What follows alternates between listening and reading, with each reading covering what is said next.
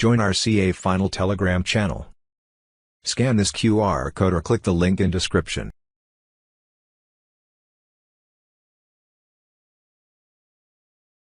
Hello dear friends, कैसे हैं आप सब। आज हम आपके साथ शुरू कर रहे हैं डियर मे 21 आरटीपी के सारे एमसीक्यूज का analysis of CA final paper 7 direct tax laws and international taxation. ठीक बात है। तो जो भी अमेंडमेंट्स आई हैं उनको इनकॉर्पोरेट करते हुए we will see all these MCQs and this video is applicable for your upcoming exams which are going to be held in December 21। Okay, तो फिर स्टार्ट करते हैं मे 21 के आरटीपी का एनालिसिस, जितने भी इसके एमसीक्यूज है। और हाँ, मींस नवंबर 21 का जो आरटीपी है इसके भी एमसीक्यूज का analysis we will try to bring कि हम मतलब जितनी मींस जल्दी लेकर आ सकें, we will try to bring that video also. Okay, तो very first question number 1, case scenario 1। मेरे साथ साथ देखेंगे Mr Rajesh aged 53 years and his wife Mrs Saumya aged 50 years where born in India. चले, they were living in India till the year 2000 and they moved to country X and settled there permanently. Means ये भारत में इनका जन्म हुआ था और फिर ये भारत में रहते थे ईयर 2000 तक। इसके बाद फिर ये चले गए कंट्री एक्स और ये हमेशा के लिए वहां पे जाके शिफ्ट हो गए। फिर ये हमेशा के लिए वहां पे जाके शिफ्ट हो गए। They have shifted to country X and settled there permanently. मैं आपको यहाँ पे एक छोटी सी बात बताना चाहता हूँ। लेट्स से कि अगर कोई भी व्यक्ति भारत में जन्म लेता है तो वो क्या बन जाता है? Indian citizen. मैं कब तक इंडियन सिटीजन रहता हूं? जब तक मैं इंडियन सिटीजनशिप ऑफिशियली क्या ना कर दूं, सरेंडर ना कर दूं। तो लेट्स से कि अगर मैंने किसी और देश की सिटीजनशिप ऑप्ट कर ली, तब से मैं Indian citizen, I will be cease to be an Indian citizen. ठीक बात है। तो इसका मतलब ये हुआ कि आप एक बार में सिर्फ एक ही देश के क्या रह सकते हैं dear friends, you can be the citizen. Okay, तो यहां पे ये भारतीय सिटीजन तो हैं। आगे आते हैं। Since the year 2010 they have become the citizens of country x. Okay, तो अब क्या हुआ? यहाँ पे इंस्टीट्यूट ने आपको क्लियरली बता दिया है कि अब ये इंडियन सिटीजन्स नहीं है। Since the year 2010 they have become the citizen of country x. तो सर अगर आप इंडियन सिटीजन नहीं है तो उससे क्या फर्क पड़ता है रेसिडेंसी के लिए? रेसिडेंसी के लिए क्या फर्क पड़ता है? डियर फ्रेंड्स, इंडियन सिटीजनशिप जो होती है वो रेसिडेंसी के लिए मायने रखती है, बहुत ज्यादा मायने रखती है। वी विल सी कि कहां कहां मायने रखती है। आगे आते हैं। They have 2 sons who are twins, mister Dinesh and mister Kartik. इनके 2 सन हैं, मिस्टर दिनेश और मिस्टर कार्तिक। ओके, दिनेश कार्तिक। चले, who are also the citizens of country X, जो कि कंट्री एक्स के सिटीजन्स हैं। चले, अच्छी बात है। Thereafter in the year 2015 Mr Dinesh joined mechanical engineering in IIT Delhi. After completing his engineering, he took up an employment in ABC Limited, an MNC in Gurgaon, at a monthly salary of 1,50,000 from September 2019. Okay, Dinesh visits his parents in country X for 1 month every year. For the rest of the year, he is in India. Means 1 महीने के लिए बाहर जाते हैं, बाकी समय ये भारत में। तो इसका मतलब क्या हुआ कि ये भारत के क्या बन गए? रेसिडेंट बन गए। चल आगे आते हैं। Mister Kartik completed his architecture in College of Architecture in Country X and took up a job in LMN Inc. San Francisco. San Francisco का मतलब हो गया USA। ठीक है। In the year 2019 for a monthly salary of $5,000. Okay. Mr. Rajesh has a textile business in Country X. Mrs. Soumya, a Carnatic musician, gives concerts in country X in music programs organized by the Indian community in country X. चल, Mr. Rajesh visits India for 1 month every year to be with his parents. तो यहाँ पे थोड़ा सा मैं इस चीज को सिंप्लीफाई करना चाहता हूँ। यहाँ पे अभी तक हमें 4 बातें बताई गई, मीन्स हमें 4 लोगों के बारे में अलग अलग जानकारी दी गई है।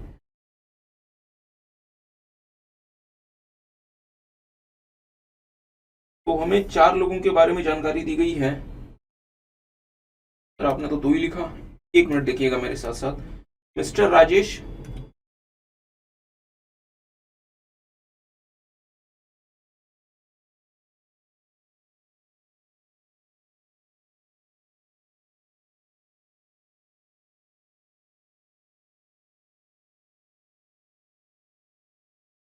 And Mrs Soumya, I hope मैंने स्पेलिंग सही लिखी होगी, Mr Rajesh and Mrs Soumya. Mr Rajesh और सौम्या जी के बारे में एक बात तो क्लियर है कि ये इंडियन सिटीजन नहीं है, नॉट इंडियन सिटीजन। चलिए, इनके 2 सन हैं, एक का नाम है मिस्टर दिनेश और दूसरे का नाम है मिस्टर कार्तिक। और इनके बारे में भी एक बात क्लियर है कि ये भी इंडियन सिटीजन्स नहीं है, not Indian citizen.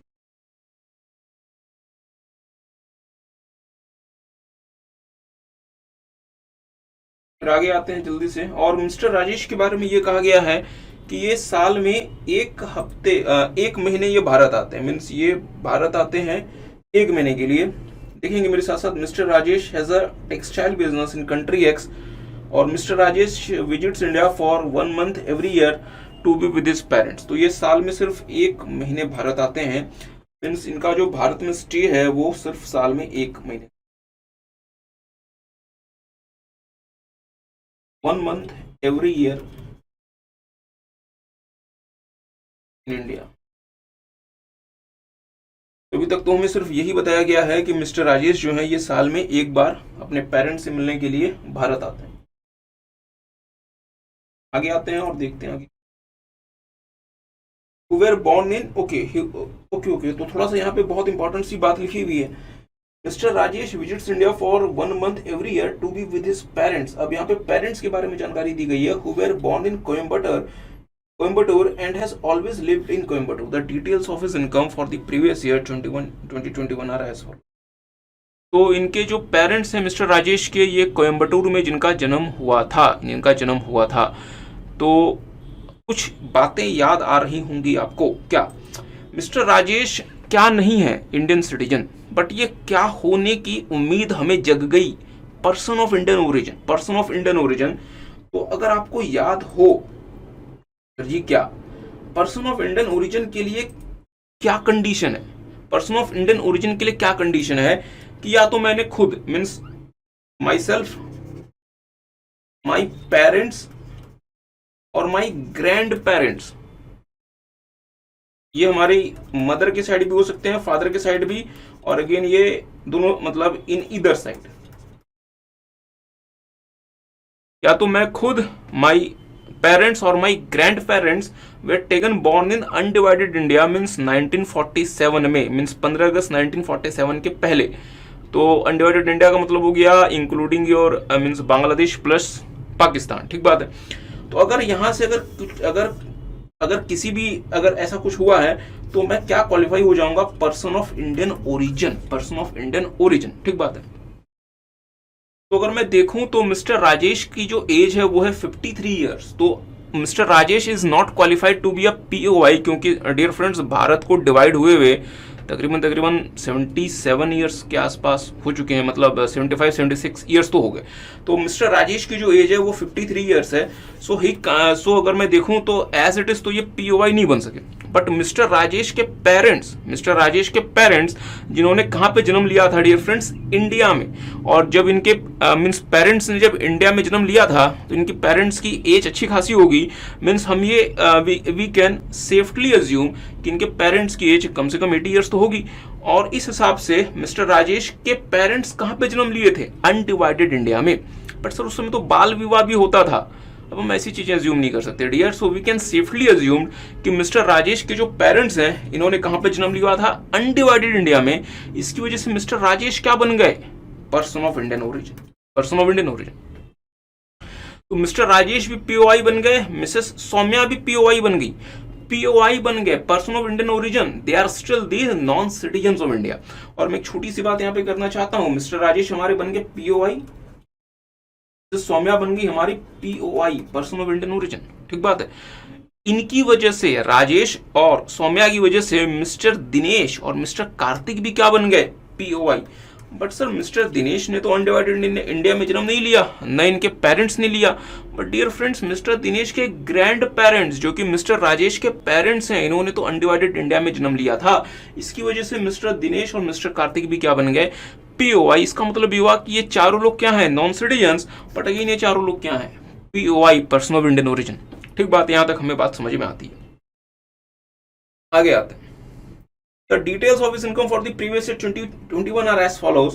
Income from textile business in country X, $80,000. You may assume that country X currency is US dollar. चले. Rental income from house property in Coimbatore, 60,000 per month.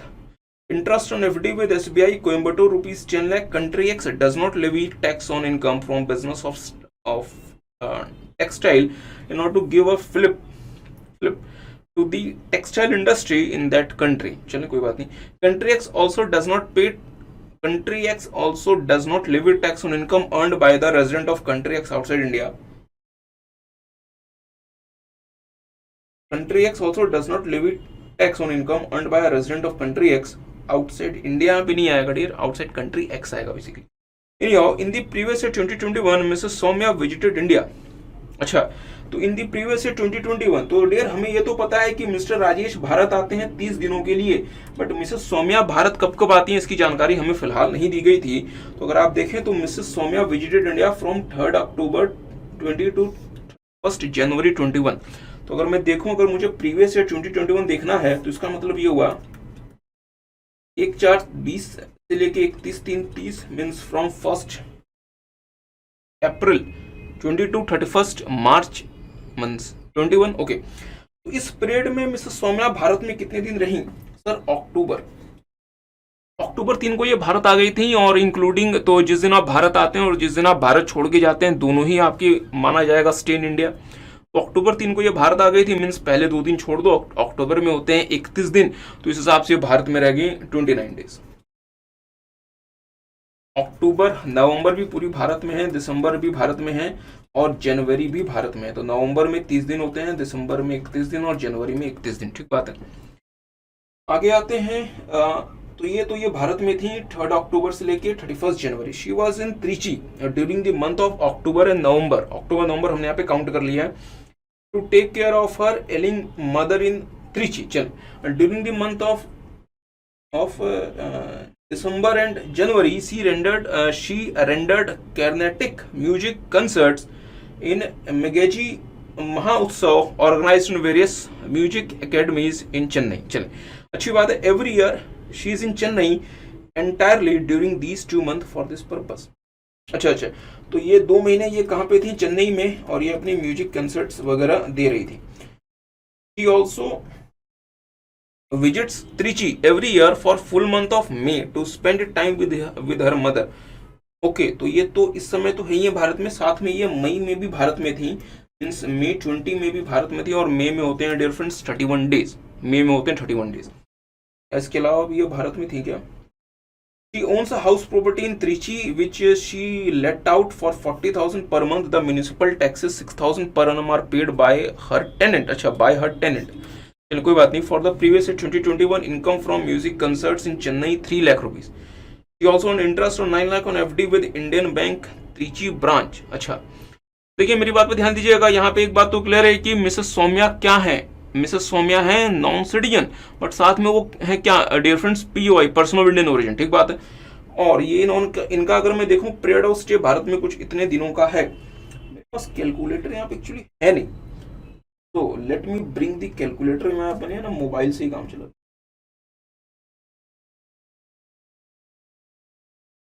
ये कितना बन गया, sum total कितना हो गया? Anybody going to help me? हम कैसे हेल्प कर दें?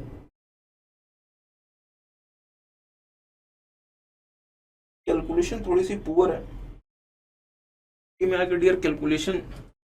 ओके, तो टोटल ये अगर इन्होंने जो भारत में रही में ये है 152 डेज।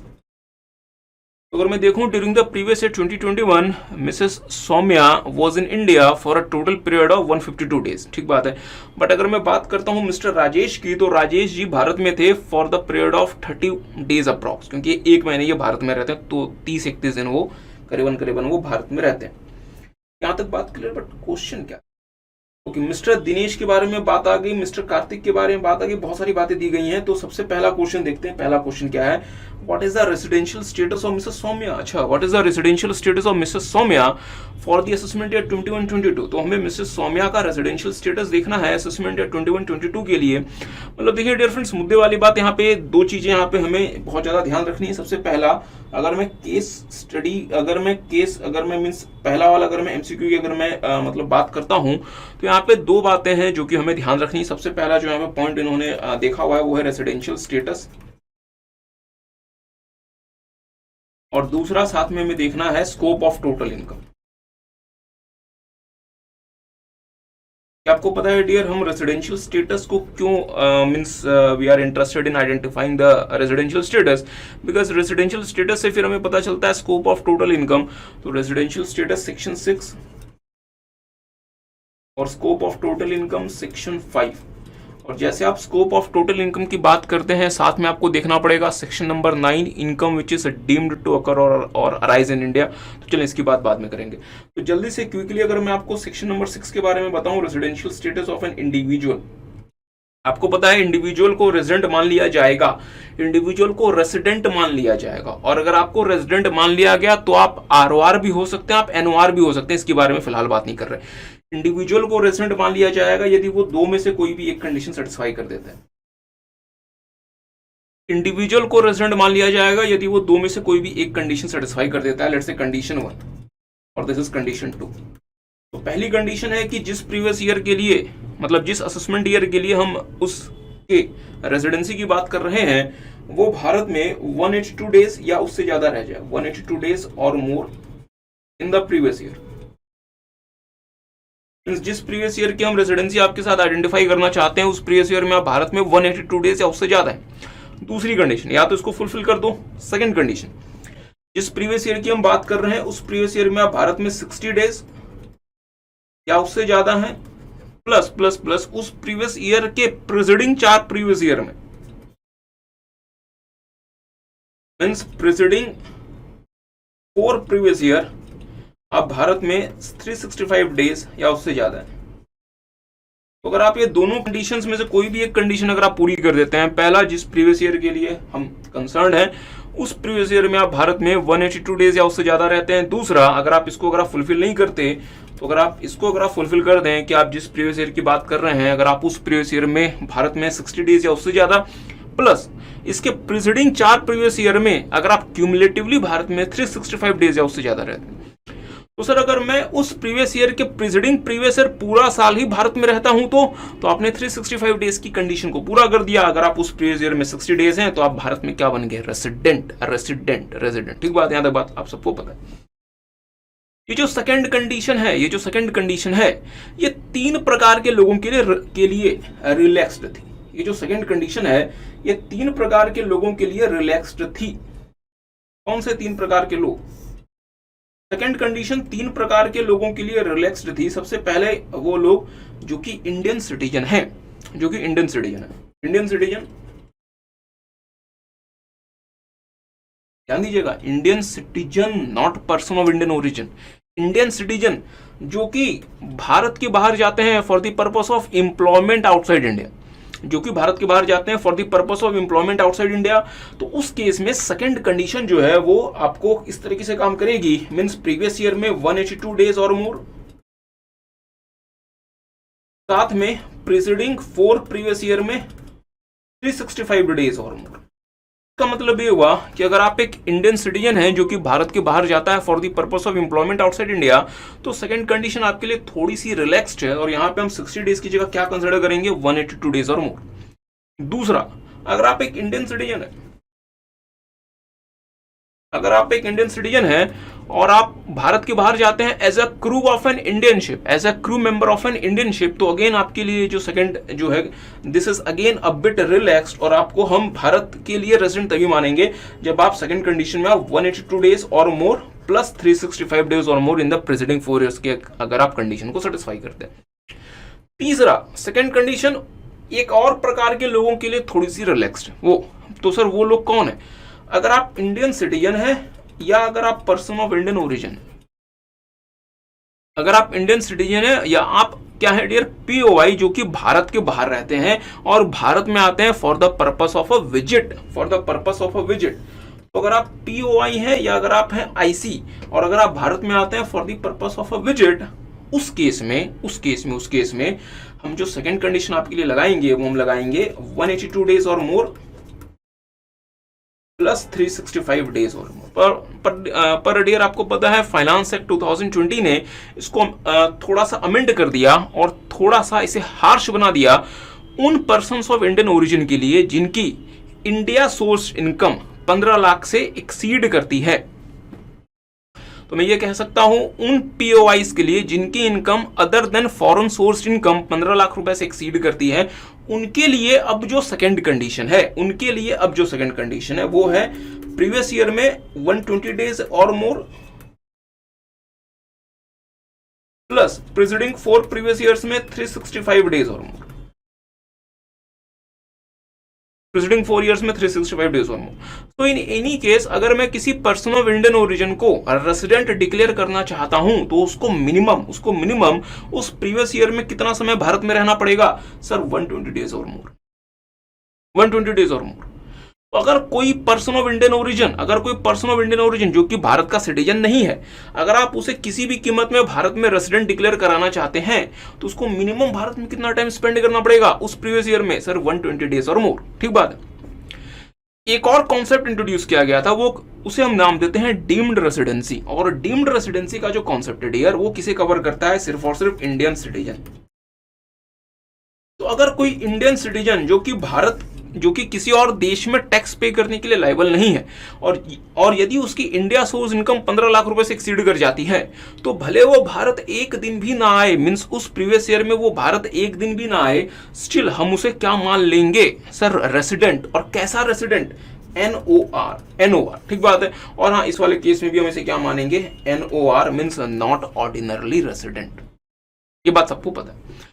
बट हमने यहाँ पे डिम्ड सिटीजनशिप वाला कॉन्सेप्ट हम इस वाले केस में इसलिए नहीं लगा सकते क्योंकि अगर आप इस वाले केस को देखें तो इस वाले केस में डियर कोई भी इंडियन सिटीजन नहीं है, ये सारे के सारे पीओआईज हैं। और डिम्ड सिटीजनशिप वाला कॉन्सेप्ट कहाँ पे अप्लाई करता है, सिर्फ और सिर्फ इंडियन सिटीजन के केस में, वो पर्सन ऑफ इंडियन ओरिजिन को कवर नहीं करता। ये बात हमें पता है।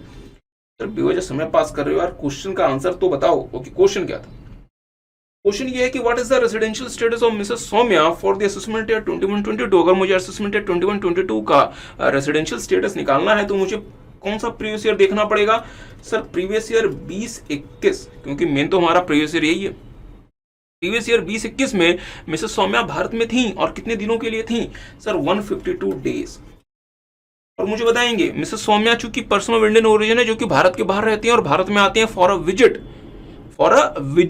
तो इनके लिए रेजिडेंसी की कंडीशन क्या है सर? इनके लिए रेजिडेंसी की कंडीशन है कि ये उसी प्रीवियस ईयर में, मींस प्रीवियस ईयर 20-21 में, 2021 में या तो 182 डेज या उससे ज्यादा मतलब भारत में रह ले। ठीक बात है। सेकेंड जो कंडीशन थी, जो कि जेनरिक है 60 डेज और मोर के लिए, इनको पर्सन ऑफ इंडियन ओरिजिन होने की वजह से इनको 182 डेज और मोर का ब्रैकेट दे दिया गया था। 182 डेज और मोर का ब्रैकेट दे दिया गया था। मींस उस प्रीवियस ईयर में 182 डेज और मोर, क्या मिसेस सौम्या इसको क्वालिफाई करती हैं? नहीं सर। और इनकी भारत में स्टे कितनी है? सिर्फ और सिर्फ 152 डेज। मतलब इसके हिसाब से तो फिर वो रेजिडेंट नहीं बनी। और फाइनेंस एक्ट 20 के अमेंडमेंट के पहले ये पहले इनको भारत में कितने दिन तक रहना पड़ता? 182 डेज और मोर। ठीक बात है। सो अगेन ये भारत के लिए क्या बन जाती? Non resident. But finance act 20 ने इसे अमेंड कर दिया और कहा वो पर्सन ऑफ इंडियन ओरिजिन जिनकी इंडिया सोर्स इनकम यदि 15 लाख रुपए से एक्सीड कर जाएगी, तो हम यहाँ पे 182 डेज का क्राइटेरिया नहीं लेंगे, हम फिर 120 डेज का क्राइटेरिया ले लेंगे। और अगर लेट से मिसेस सौम्या की इंडिया सोर्स इनकम 15 लाख रुपए से एक्सीड कर गई तो क्या ये फिर भारत के लिए रेसिडेंट बन सकती है? हाँ सर, क्योंकि इनकी उस प्रीवियस ईयर में, मींस प्रीवियस ईयर 20-21 में इनका जो स्टे है भारत में वो 120 डेज या उससे ज्यादा है, बिंग 152 डेज इन इंडिया। ठीक बात है। तो अब हमें इस चीज को आइडेंटिफाई करना पड़ेगा कि मिसेस सौम्या की भारत में मींस इंडिया सोर्स इनकम इनकी कितनी है, means other than foreign source income का क्या मतलब हो गया? India source income. तो तो अगर आप मेरे साथ साथ देखना चाहें तो आप ये देख सकते हैं कि इनकी हाउस प्रॉपर्टी का इनका रेंट है 40,000 rupees per month. Means house property से इनका जो रेंट आ रहा है वो आ रहा है 4.8 lakh we can say. Okay, then इनकी जो इन्होंने म्यूजिक कंसर्ट्स में जो परफॉर्मेंस की है, तो म्यूजिकल कंसर्ट्स में परफॉर्मेंस है 3 लाख रुपीज, और इनको एफडी से इंटरेस्ट आ रहा है 9 लाख रुपए का, और एफडी इंटरेस्ट तो ये 9 लाख रुपए है, तो ये हो गया 12 और ये हो गया 16.8 लाख। तो क्या इनकी इंडिया सोर्स इनकम 15 लाख रुपए से एक्सीड कर गई? हाँ सर।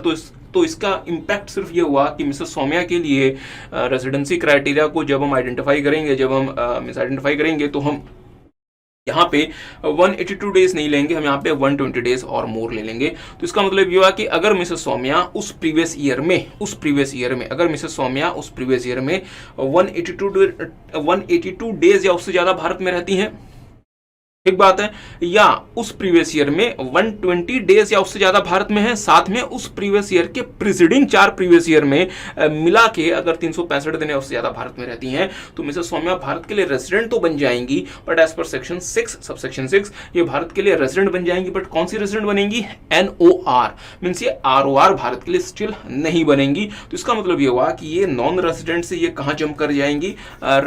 NOR की तरफ, means from NR to NOR, ठीक बात है। तो एक बात तो हमें ये मीन्स क्लियर हो गई कि मिसेस सौम्या का उस प्रीवियस ईयर में जो भारत में स्टे है वो 152 डेज या उससे ज्यादा है, बट क्या पिछले 4 प्रेसिडेंट ईयर में भी ये भारत में रही थी? अगर आप यहाँ पे देखेंगे तो आप देख सकते हैं कि in Chennai, she is in Chennai, she also visits Trichy every year for full month.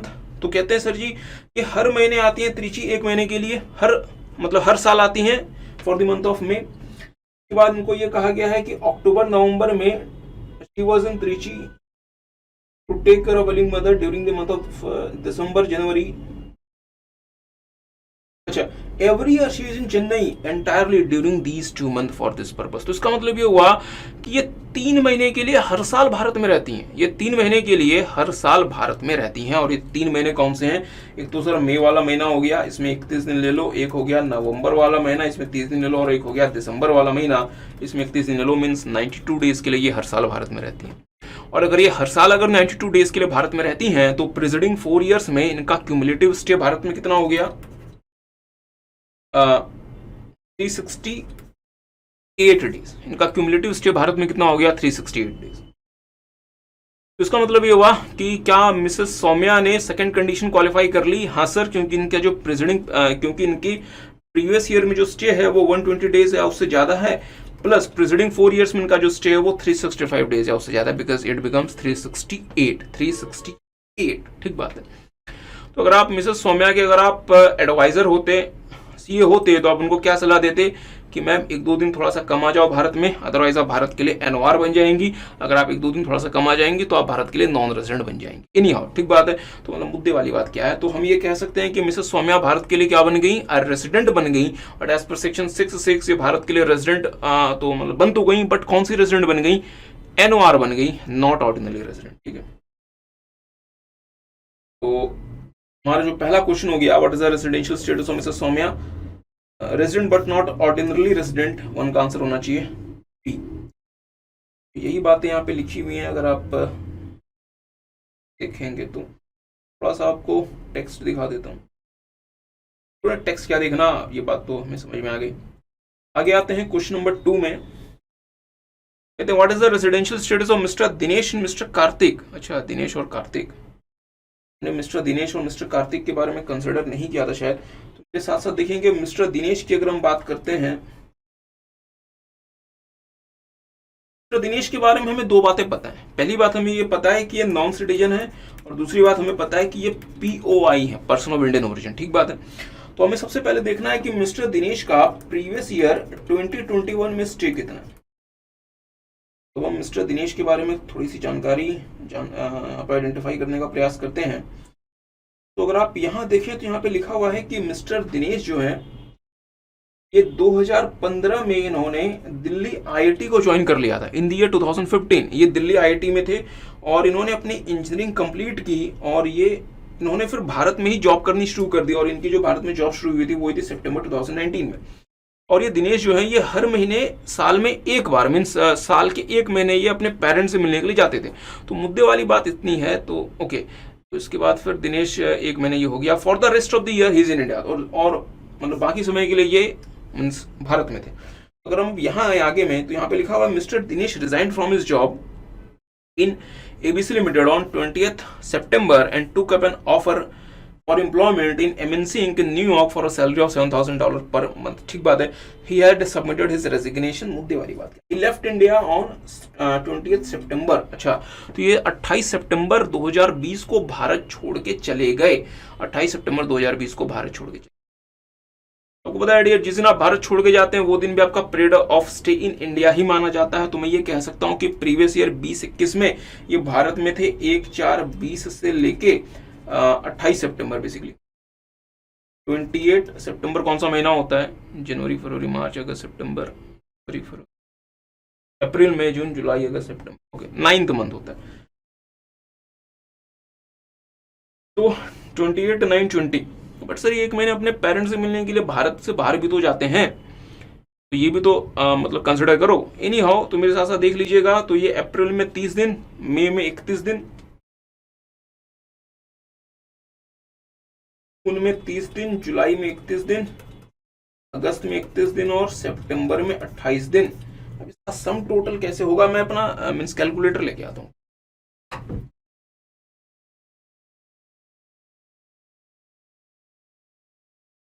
तो डियर एक बात तो साफ है कि जो मतलब इसका जो काम होता है वही वो काम इफेक्टिव तरीके से कर सकता है। भले आपके पास dear friends ultra expensive phone क्यों ना हो, बट कैलकुलेटर का काम कैलकुलेटर ही कर सकता है। जल्दी से मेरे साथ साथ देख लें। 1+1+28 ये भारत में है 182 डेज, 181 डेज। ठीक बात है।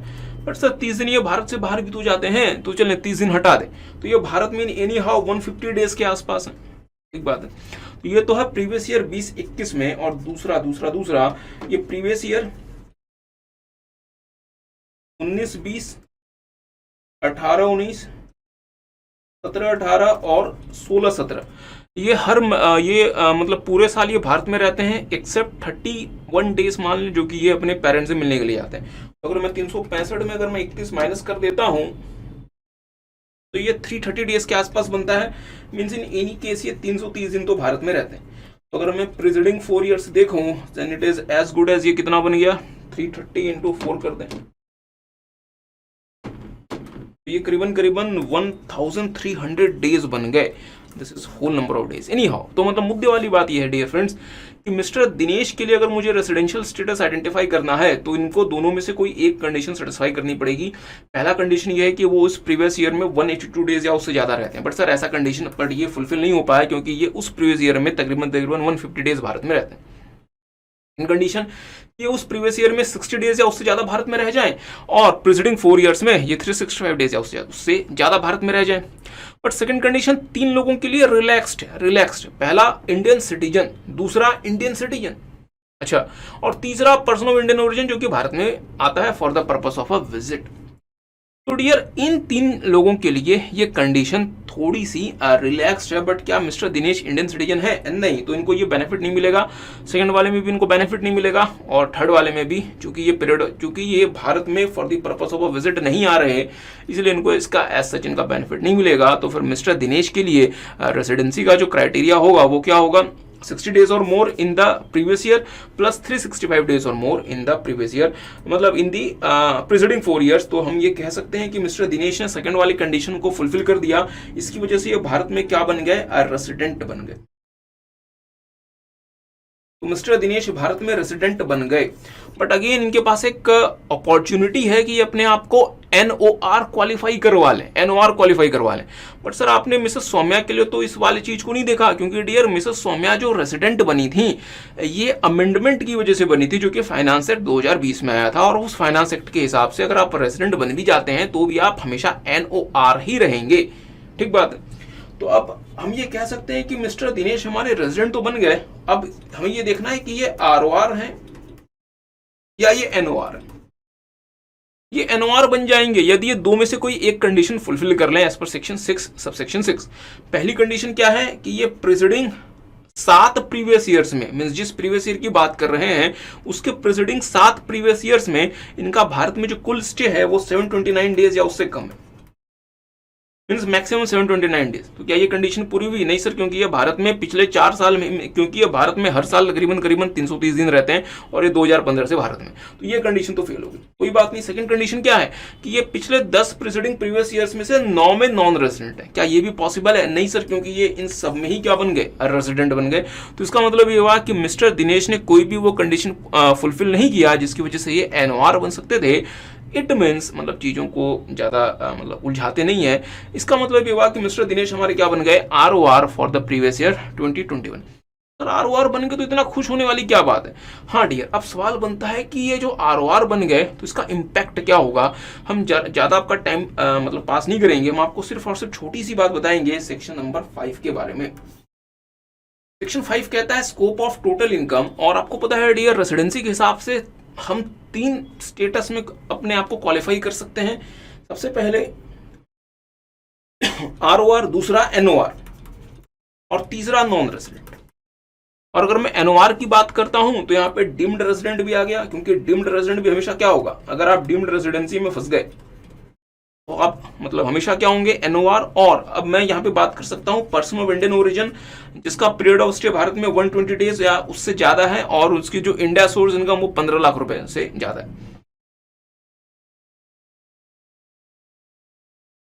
तो अगर मैं बात करता हूं ROR की, तो ROR की कौन कौन सी इनकम, अगर एक पर्सन ROR क्वालिफाई कर गया, बहुत ध्यान से, अगर एक पर्सन ROR क्वालिफाई कर गया तो उसकी कौन कौन सी इनकम भारत में टैक्सेबल होगी? सबसे पहले income received in India, income deemed to be received in India, income accrue arises in India, income deemed to accrue arise in India, income accrue arises outside India, received outside India, deemed to accrue arise outside India. मतलब एक ROR की हर प्रकार की income Bharat में taxable होगी अगर आप एक ROR बन गए। अगर आप एक NOR हैं तो NOR के केस में आपकी कौन कौन सी इनकम भारत में टैक्सेबल होगी? Income received in India, income deemed to be received in India, income accrue और arise in India, income deemed to accrue और अराइज इन इंडिया। और इनकम आउटसाइड इंडिया वाली की अगर हम बात करते हैं वो सिर्फ और सिर्फ फ्रॉम द बिजनेस कंट्रोल्ड और प्रोफेशन सेटअप इन इंडिया। अगर एक ऐसी इनकम जो भारत के बाहर अकर अराइज होती है, डीम्ड टू अकर अराइज होती है भारत के बाहर, वो ROR के केस में तो हर प्रकार की इनकम भारत में टैक्सेबल होगी। बट अगर मैं NOR की बात करूं तो NOR के केस में सिर्फ और सिर्फ वो वाली इनकम जो कि भारत के द्वारा कंट्रोल्ड बिजनेस, कंट्रोल्ड मींस कोई भी ऐसा बिजनेस जो कि आप दुनिया में कहीं भी करें, अगर वो भारत से कंट्रोल्ड है, भारत में स्टैब्लिश होना कंडीशन नहीं है, कंट्रोल्ड होना कंडीशन है। भारत से अगर वो बिजनेस कंट्रोल्ड है या अगर कोई प्रोफेशन भारत में आपने स्टैब्लिश किया था, उस वाले केस में अगर ये इनकम कहीं भी अकर अराइज हो, भारत के बाहर ही क्यों ना हो, NOR के केस में ये टैक्सेबल हो जाए। ठीक बात है। और अगर मैं नॉन रेजिडेंट की बात करता हूं तो नॉन रेजिडेंट के केस में सिर्फ ये 4 चीजें आगे जाती हैं। ये वाला नॉन रेजिडेंट के केस में टैक्सेबल नहीं होता, means there is a significant relief for the non resident. क्योंकि अगर आपका स्टेटस नॉन रेजिडेंट क्वालिफाई कर गया तो आप आराम से भारत में अपना बिजनेस, आप अपना जो भी आपका है व्यापार, उसको आप भारत से रन कर सकते हैं और इसकी इनकम भारत के बाहर अगर अराइज होती रहेगी। नॉन रेजिडेंट के केस में डियर वो वाला इनकम टैक्सेबल नहीं होता। ठीक बात है। तो इतना टाइम पास आपने अगेन करा दिया, तो फिर मिस्टर दिनेश के साथ क्या होगा? दिनेश की डियर चूंकि ये ROR हैं, इनकी वर्ल्ड की कहीं भी की भी मतलब इनकम हो, ये भारत में पे आपको टैक्स पे करना पड़ जाएगा, क्योंकि ये भारत की ये स्कोप ऑफ टोटल इनकम में शामिल हो गए एज पर सेक्शन 5। ठीक बात है।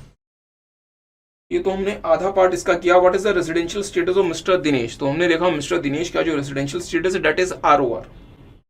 अच्छा, बोथ आर नॉन रेजिडेंट, ये तो एप्लीकेबल नहीं है। रेजिडेंट एंड ऑर्डिनरी रेजिडेंट, अच्छा नॉन रेजिडेंट दिनेश, ये भी ऑप्शन गलत है। रेजिडेंट एंड ऑर्डिनरी रेजिडेंट ये हो सकता है और रेजिडेंट एंड ऑर्डिनरी रेजिडेंट। हमारे पास ऑप्शन बच गया B और D। ठीक बात है। अब इंश्योर्ड ने डियर यहाँ पे 2 जगह ROR दे दिया, तो हमें अगेन आगे जाना पड़ेगा, नहीं तो हमारा इसी से काम चल जाता। अब हमें देखना पड़ेगा मिस्टर कार्तिक।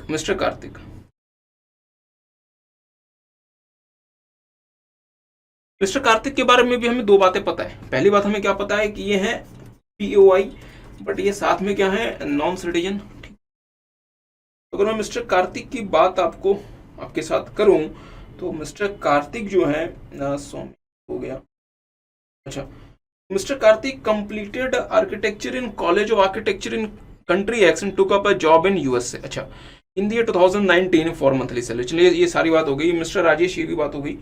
ओके, तो मतलब मिस्टर कार्तिक जो है ये भारत में सच नहीं आए थे, बट यहां देखेंगे Mr Kartik resigned from LMN Inc on 30th November 2020। अच्छा, and join PQR limited in Mumbai. Okay, he came to India on 2 December 2020।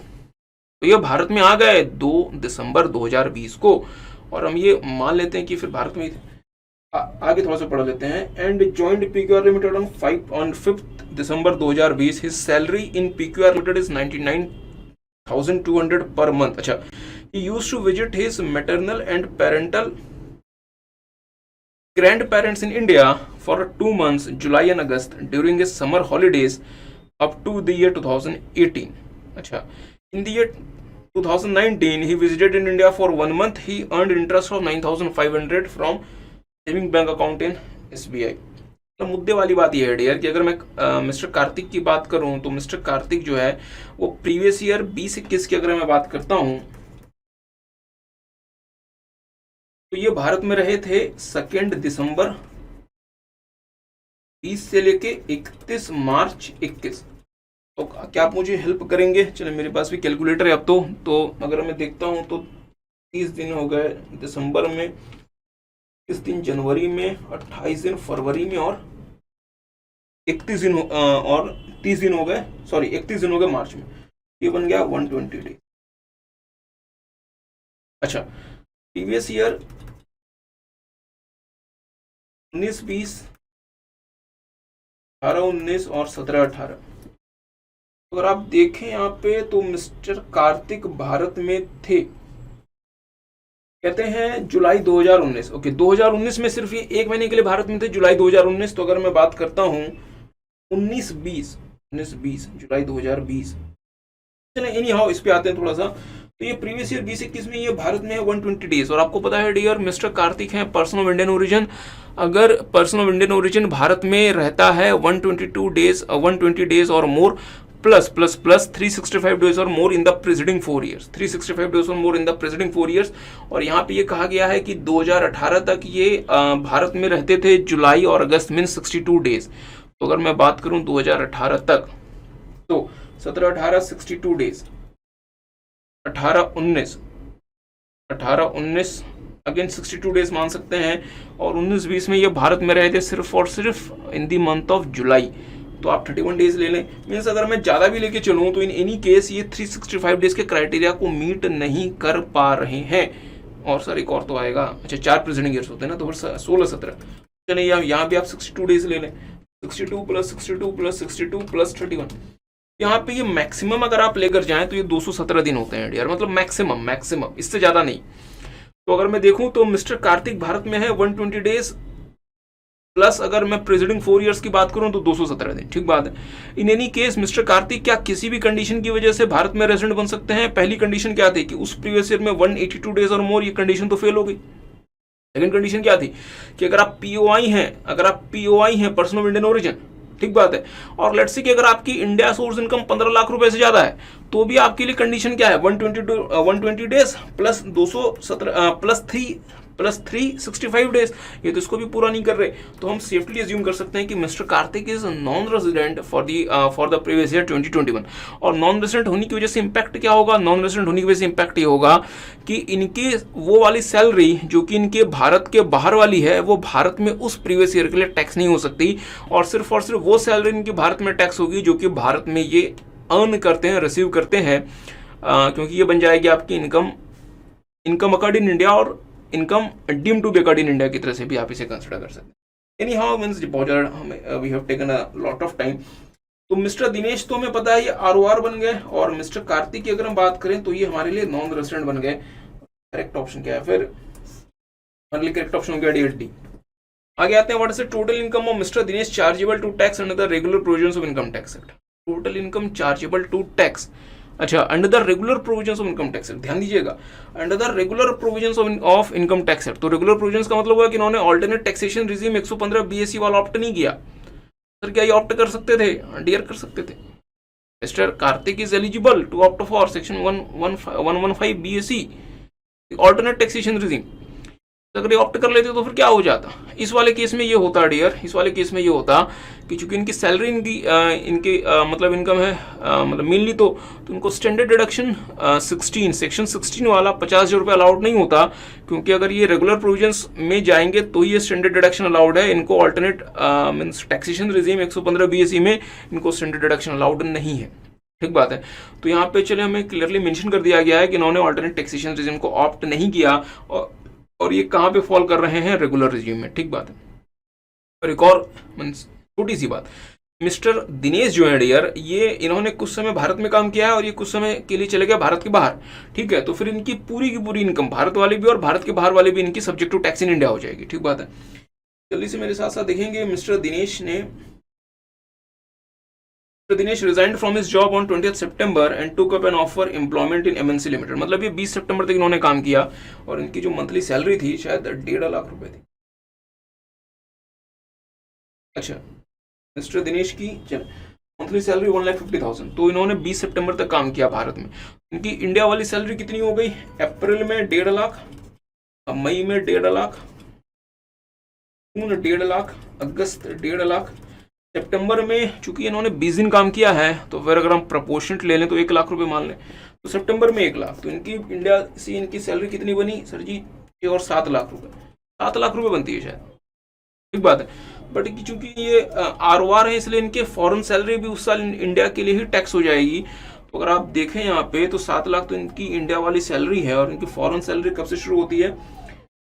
अच्छा, $7,000 पर मंथ कब से शुरू किया था? ओके, 1 अक्टूबर 2020। तो मैं ये कह सकता हूं कि इनकी फॉरेन वाली सैलरी यहां से बनेगी अक्टूबर, नवंबर, दिसंबर, अक्टूबर 20, नवंबर 20, दिसंबर 20, जैन 21, फेब 21 और मार्च 21, और ये बनेगी $7,000, $7,000।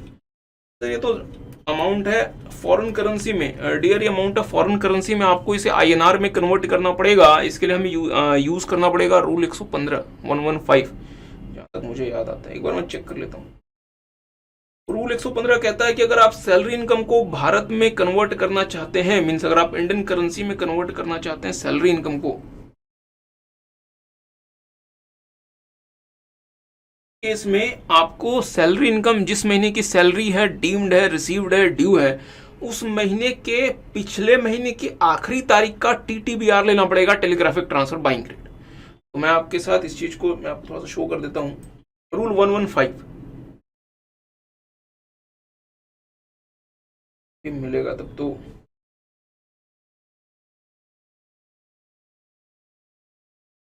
ब्लैक मनी आ गया।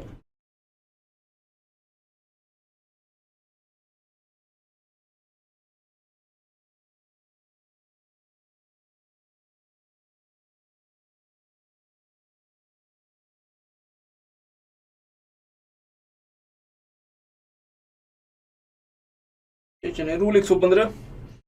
अच्छा, तो मेरे साथ साथ देख लें, respect of income chargeable on the date salary is the last date of the month immediately preceding the month in which the salary is due or paid or in advance और in arrears. मतलब मुद्दे वाली बात ही है dear simply. अगर मैं अक्टूबर 20 के $7,000 की सैलरी की बात करूं, तो अक्टूबर 20 की सैलरी के लिए मुझे TTBR लेना पड़ेगा कब का? 30 सितंबर 20 का। तो $7,000 और 30 सितंबर 20 बोले तो 31, 30, 9, 20, अच्छा इंटू 70। चलिए फिर आगे बढ़ते जाएं। 70.4, 71, 71.3, 71.9 और 72। क्या कोई भी कैलकुलेशन करने को रेडी है? 1000 into 70 M plus,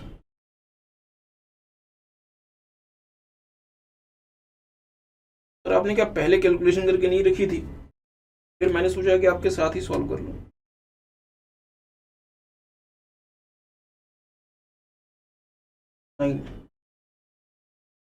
plus 1002 plus ये बनता है 29,86,200, ठीक है। और इनकी इंडिया वाली सैलरी कितनी बनती थी?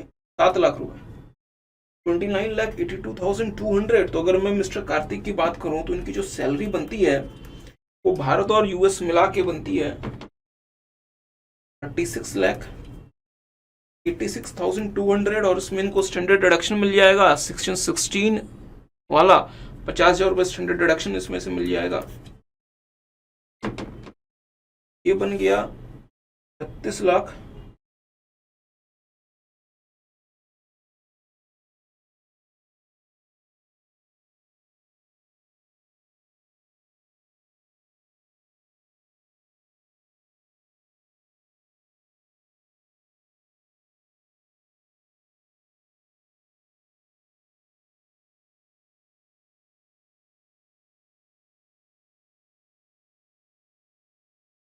इंडिया वाली सैलरी इनकी कितनी बनी? अप्रैल मई जून जुलाई अगस्त सितंबर।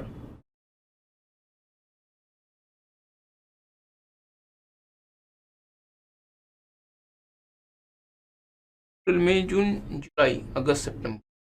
अप्रैल मई जून जुलाई, अच्छा जुलाई कहाँ चला?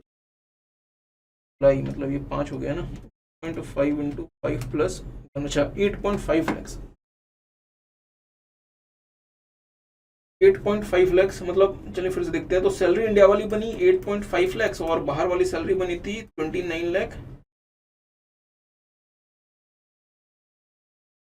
8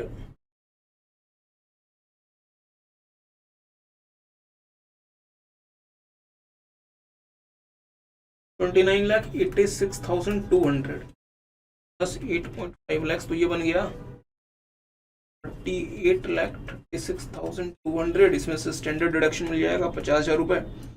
ये बन गया 37,86,200 इनकी सैलरी के अलावा भी कुछ है क्या?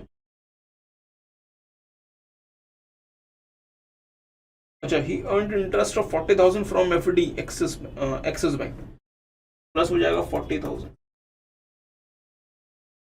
प्लस 40,000 8,26,200 ये बनता है। तो अगर आप बात करते हैं मिस्टर दिनेश के इंडिया में मतलब चार्जेबल इनकम की, टैक्सेबल इनकम की, तो ये है 8,26,200। ऑप्शन है भी। What is the total income of Mr Dinesh? Regular provisions का मतलब हुआ आप ऑल्टरनेट ऑप्ट नहीं कर रहे। अगर आपके पास ऑप्शन रहता ऑल्टरनेट भी ऑप्ट करने का, तो अगेन उस केस में हमें दो अलग अलग प्रोविजंस को देखना पड़ता। बट यहाँ पे चूंकि क्लियरली मेंशन्ड है कि रेगुलर प्रोविजंस मतलब we are not opting for the alternate taxation regime, और इसकी वजह से हमें जो है स्टैंडर्ड डिडक्शन अलाउड होगा। तो फिर आंसर क्या था? 38,26,000। इसका आंसर ये होना चाहिए, ऑप्शन बी होना चाहिए 38,26,200। आगे आते हैं, what is the total income of Mr Kartik chargeable to tax and other regular provisions. अगर आप मिस्टर कार्तिक की बात करें तो मिस्टर कार्तिक भारत में नॉन रेजिडेंट हैं, इसलिए इनकी सिर्फ और सिर्फ वो सैलरी जो कि भारत में इनको मिली है सिर्फ वो भारत में होगी टैक्सेबल, और शायद इनका कोई सेविंग्स अकाउंट का इंटरेस्ट भी था। अच्छा, तो मेरे साथ साथ देख ले मिस्टर कार्तिक की।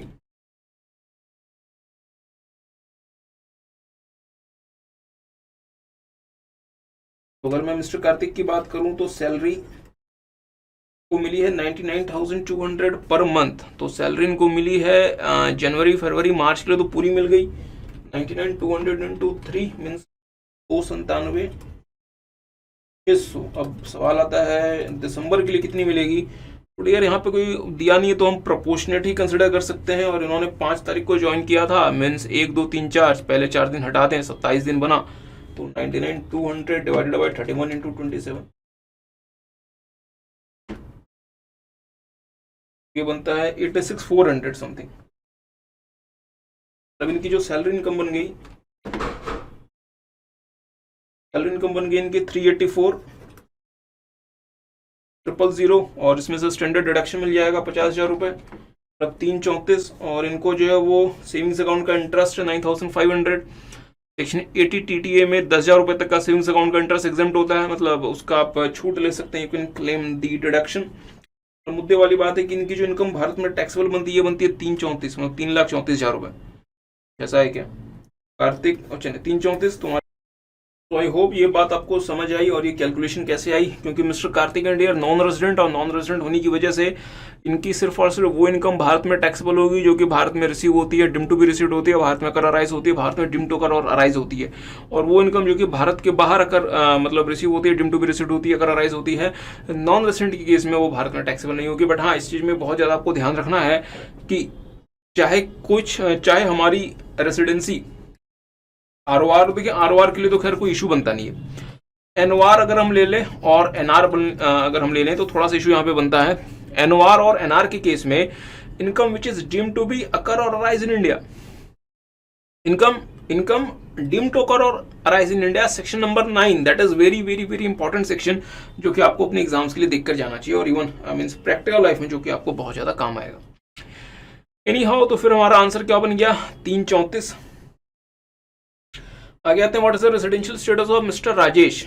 Residential status of mister Rajesh, और राजेश जी की हमने बात की थी कि ये पर्सन ऑफ इंडियन ओरिजिन है और हर साल सिर्फ 30-31 दिन के लिए भारत आते हैं। तो हमने आपको पहले भी कहा था कि अगर आप भारत के सिटीजन नहीं हैं, अगर आप पीओआई हैं, तो पीओआई को डियर रेसिडेंट कॉन्स्टिट्यूट करने के लिए जो minimum period of stay in India है, जो हमें रिक्वायर्ड है मतलब इट इज 122 डेज और मोर, मतलब इट इज 120 डेज और मोर। ठीक बात है। अगर उस पीओआई की अगर फॉरेन सोर्स इनकम के अलावा जो इनकम है वो 15 लाख रुपए से एक्सीड करती है, अगर इसकी वो इनकम एक्सीड नहीं करे तो फिर 182 डेज और मोर। बट ये तो मिस्टर राजेश आते ही है डियर सिर्फ और सिर्फ भारत जो है वो 30-31 दिनों के लिए। इन एनी केस ये भारत के लिए क्या बन गए? Non resident. बट सर अगर ये भारत के सिटीजन होते, तो अगर ये इंडियन सिटीजन होते और इनको अगर विदेश में टैक्स पे नहीं करना पड़ता, उस केस में अगर इनकी फॉरेन सोर्स इनकम के अलावा जो इनकम है वो अगर 15 लाख रुपए से एक्सीड कर जाती, तो ये भारत के लिए डीम्ड रेजिडेंट बन जाते। उस केस में ये भारत के लिए एनओआर बन जाते हैं as per section 6 subsection 6। But ये तभी होता है जब ये भारत के रेजिडेंट होते हैं, पर डियर यहाँ पे क्लियरली भारत के नॉन रेजिडेंट है, इसलिए ये इशू यहाँ पे नहीं आएगा। सो आई होप आपको ये क्वेश्चन समझ में आया, बट डियर काफी टाइम लग गया। आगे आते हैं, case scenario 2, the following details pertains to Mr Arvind and his 3 brothers Arjun, Anand and Akash. चले मिस्टर, तो यहाँ पे 4 लोग हो गए, बेसिकली 4 लोग हैं, एक तो है अरविंद और एक है अर्जुन, आनंद और आकाश। चलिए, Mr Arvind, Arjun and Anand are engage in retail trade business. Arvind, Arjun और आनंद जो है वो कहाँ पे इंगेज है? रिटेल ट्रेड बिजनेस में। और मिस्टर आकाश इंगेज है प्रोफेशन ऑफ इंटीरियर डेकोरेशन। अच्छा, all of them maintains books of accounts under section 44AA। चलिए, अच्छी बात है। While the brothers engage in retail trade business follows mercantile system of accounting, Mr Akash engage in interior decoration profession follows the cash system of accounting. चलिए, ठीक बात है।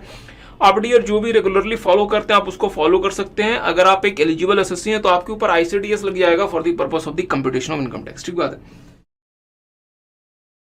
The details pertaining to their business for the year ending 31/3/2021 are as under. Mr Arvind, Arjun, Anand, Arvind, Arjun, Anand, यहाँ पे कौन missing है? Mister आकाश, जो कि हमारे प्रोफेशनल सर्विसेज में एंगेज्ड। और ये तीनों लोग जो हैं अरविंद, अर्जुन और आनंद, ये हमारे रिटेल ट्रेड वाले बिजनेस में एंगेज हैं। Turnover for the previous year 95,180 crore और and 5 crore amount received in cash. ये सारी बातें ठीक है। क्वेश्चन में आते हैं थोड़ा सा कि which of the following individuals are eligible to declare income on presumptive basis under the provisions of income tax. Presumptive basis, which of the following individuals are eligible to declare income on presumptive basis? किसी को याद है sir क्या? Presumptive basis के 2 sections 44AD और 44ADA। तो 44AD है जो हमें एलिजिबल बिजनेस के लिए है, बट उस एलिजिबल बिजनेस में जाने के लिए जो कुछ कंडीशंस हैं वो कंडीशंस ये हैं कि आप प्रोफेशन में नहीं होने चाहिए क्योंकि वो 44ADA में कवर्ड है। दूसरा, आप जो है वो प्लेइंग, हायरिंग, गुड्स कैरेज में नहीं होने चाहिए क्योंकि उसके लिए एक अलग से दिया गया आपको सेक्शन 44AE के नाम से। और आपकी जो टर्नओवर ग्रॉस रिसिप्ट वगैरह है ये मैक्सिमम 2 करोड़ रुपए तक हो सकती है, मींस अप टू 2 करोड़। अगर 2 करोड़ से ज्यादा है तो फिर आप इनएलिजिबल एसएससी बन गए और आप 44AD ऑप्ट नहीं कर सकते, मींस प्रिजम्पटिव वाला आप ऑप्ट नहीं कर सकते। ठीक बात है। मींस मैं प्रिजम्पटिव ऑप्ट तभी कर सकता हूं जब मेरा जो टर्नओवर ग्रॉस रिसिप्ट है वो 2 करोड़ रुपए तक है। और यहाँ पे एक और छोटी सी बात मुझे ध्यान रखनी है कि अगर मैं प्रिजम्पटिव टैक्सेशन को ऑप्ट करता हूं तो मुझे मेरे टर्नओवर ग्रॉस रिसिप्ट का 8% जो है वो इनकम डिक्लेयर करना पड़ेगा। अगर अगर अगर मैंने up to the due date of filing my ITR वो पैसा जो कि अदर देन कैश रिसीव किया है, अदर देन कैश हो कोई भी मोड हो सकता है, अकाउंट पे चेक ले लें, RTGS ले लें, कुछ भी ले लें, NEFT ले लें, मीन्स अदर देन कैश होना चाहिए। अगर आपने रिसीव किया है up to the date of filing the ITR, उस वाले में आपको 6% आपको लगेगा, मीन्स आपके लिए 8% का रेट है वो 6% हो गया। अगर आप प्रिजम्पटिव ऑप्ट करते हैं तो आपको बुक्स ऑफ अकाउंट्स रेगुलर वाले मेंटेन नहीं करने 44AA में, और आपको साथ में टैक्स ऑडिट भी आपके लिए रिक्वायर्ड नहीं है अगर आप प्रिजम्पटिव के हिसाब से अपने इनकम को डिक्लेयर करते हैं। अगर मैंने प्रिजम्पटिव ऑप्ट कर लिया और अगर मैं लोअर में अगर अपने इनकम को डिक्लेयर करता हूं तो उस केस में डियर फिर आपको अपने जो है वो टैक्स ऑडिट आपके लिए मीन्स मैंडेटरी हो जाएगा, आपको मैंडेटरी जो है वो टैक्स ऑडिट आपको करवाना पड़ेगा। ठीक बात है। 44AB वाला। इतनी सारी बातें हमने कर ली, तो मेरे साथ साथ देख लें इनमें से कौन कौन से लोग एलिजिबल हैं। तो देख लें डियर, मिस्टर अरविंद 95 लाख, क्या ये एलिजिबल हैं मतलब प्रिजम्पटिव ऑप्ट करने के लिए? हाँ सर, ये ऑप्ट करते हैं नहीं करते हैं एक अलग बात है, but still he is eligible. Mister Arjun 1.8 crore, क्या ये एलिजिबल है? हाँ सर, ये एलिजिबल है। तो मिस्टर अरविंद एलिजिबल है, मिस्टर अर्जुन भी मींस एलिजिबल है, मिस्टर आनंद एलिजिबल नहीं है क्योंकि इनकी जो टर्नओवर ये 5 करोड़ रुपए है और ये स्पेसिफाइड बिजनेस में फॉल नहीं करता। Specified business for the purpose of the presumptive taxation under section 44AD ये सिर्फ और सिर्फ 2 करोड़ रुपए तक को कवर करता है। मीन्स अर्जुन और आनंद मीन्स अरविंद और अर्जुन तो एलिजिबल है। आकाश देख लें। और हाँ, अगर आप प्रोफेशन की बात करते हैं डियर फ्रेंड्स, तो फिर ये जो मतलब लिमिट है ये है अप टू ₹50 लाख, मतलब 50 लाख के बियॉन्ड जो अगर आप जाते हो फिर आप इनएलिजिबल हो जाएंगे। और प्रोफेशन के केस में जो रेट ऑफ टैक्स आपको लिया जाएगा वो लिया जाएगा मीन्स 50% आपके लिए इनकम टैक्स प्रिज्यूम किया जाएगा कि आपकी जो मीन्स प्रॉफिट है वो आपकी 50% पे आ जाएगी। ठीक बात है। आकाश की जो ग्रॉस रिसिप्ट है वो 48 लाख रुपए है, तो अगेन ही इज एलिजिबल। तो मतलब मुद्दे वाली बात है डियर, अरविंद, अर्जुन और आकाश एलिजिबल है, बाकी जो मिस्टर आनंद वो इनएलिजिबल। तो अरविंद, अर्जुन ये तो नहीं हुआ, अरविंद, अर्जुन, आकाश एलिजिबल है, बाकी लोग इनएलिजिबल है। तो ये हो गया। दूसरा क्वेश्चन है, which of the following individuals have to mandatory get their books of accounts audited? Have to mandatory get their books of accounts audited. मेरी बात पर डियर फ्रेंड्स ध्यान दीजिएगा, अगर आप 44AB टैक्स ऑडिट की अगर आप पढ़ते हैं तो टैक्स ऑडिट के लिए रिक्वायर्ड है कि आपकी जो टर्नओवर या ग्रॉस रिसिप्ट वगैरह है वो 1 करोड़ रुपए से एक्सीड करती है। ठीक है, अगर 1 करोड़ रुपए से एक्सीड करेगी तो फिर आपके लिए टैक्स ऑडिट करना कंपलसरी हो जाता है, बट सर एक बात बताओ, टैक्स ऑडिट में लिमिट 1 करोड़ रुपए है और प्रिजम्पटिव में जो है मतलब दी गई लिमिट वो है 2 करोड़ रुपए, मीन्स 1 करोड़ रुपए की ओवरलैपिंग है, 1 करोड़ रुपए की ओवरलैपिंग है। तो मैं फिर से कहना चाहता हूँ, बहुत ध्यान से मेरी बात को सुनेंगे। मैंने कहा कि टैक्स ऑडिट के लिए जो लिमिट है वो 1 करोड़ रुपए, 1 करोड़ रुपए मीन्स 1 करोड़ रुपए के बियॉन्ड जाओगे तो फिर आपको अपना इनकम टैक्स ऑडिट कराना पड़ेगा।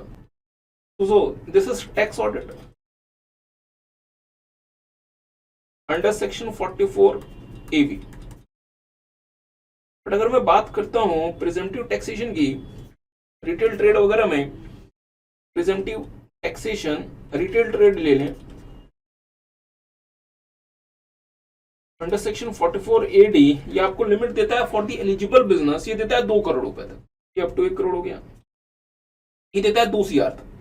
तो मतलब ये हुआ कि यहां से लेके यहां तक एक ओवरलैपिंग है, मींस प्रिजम्पटिव टैक्सेशन जो है वो 2 करोड़ रुपए की आपको means it gives the limit of ₹2 crore.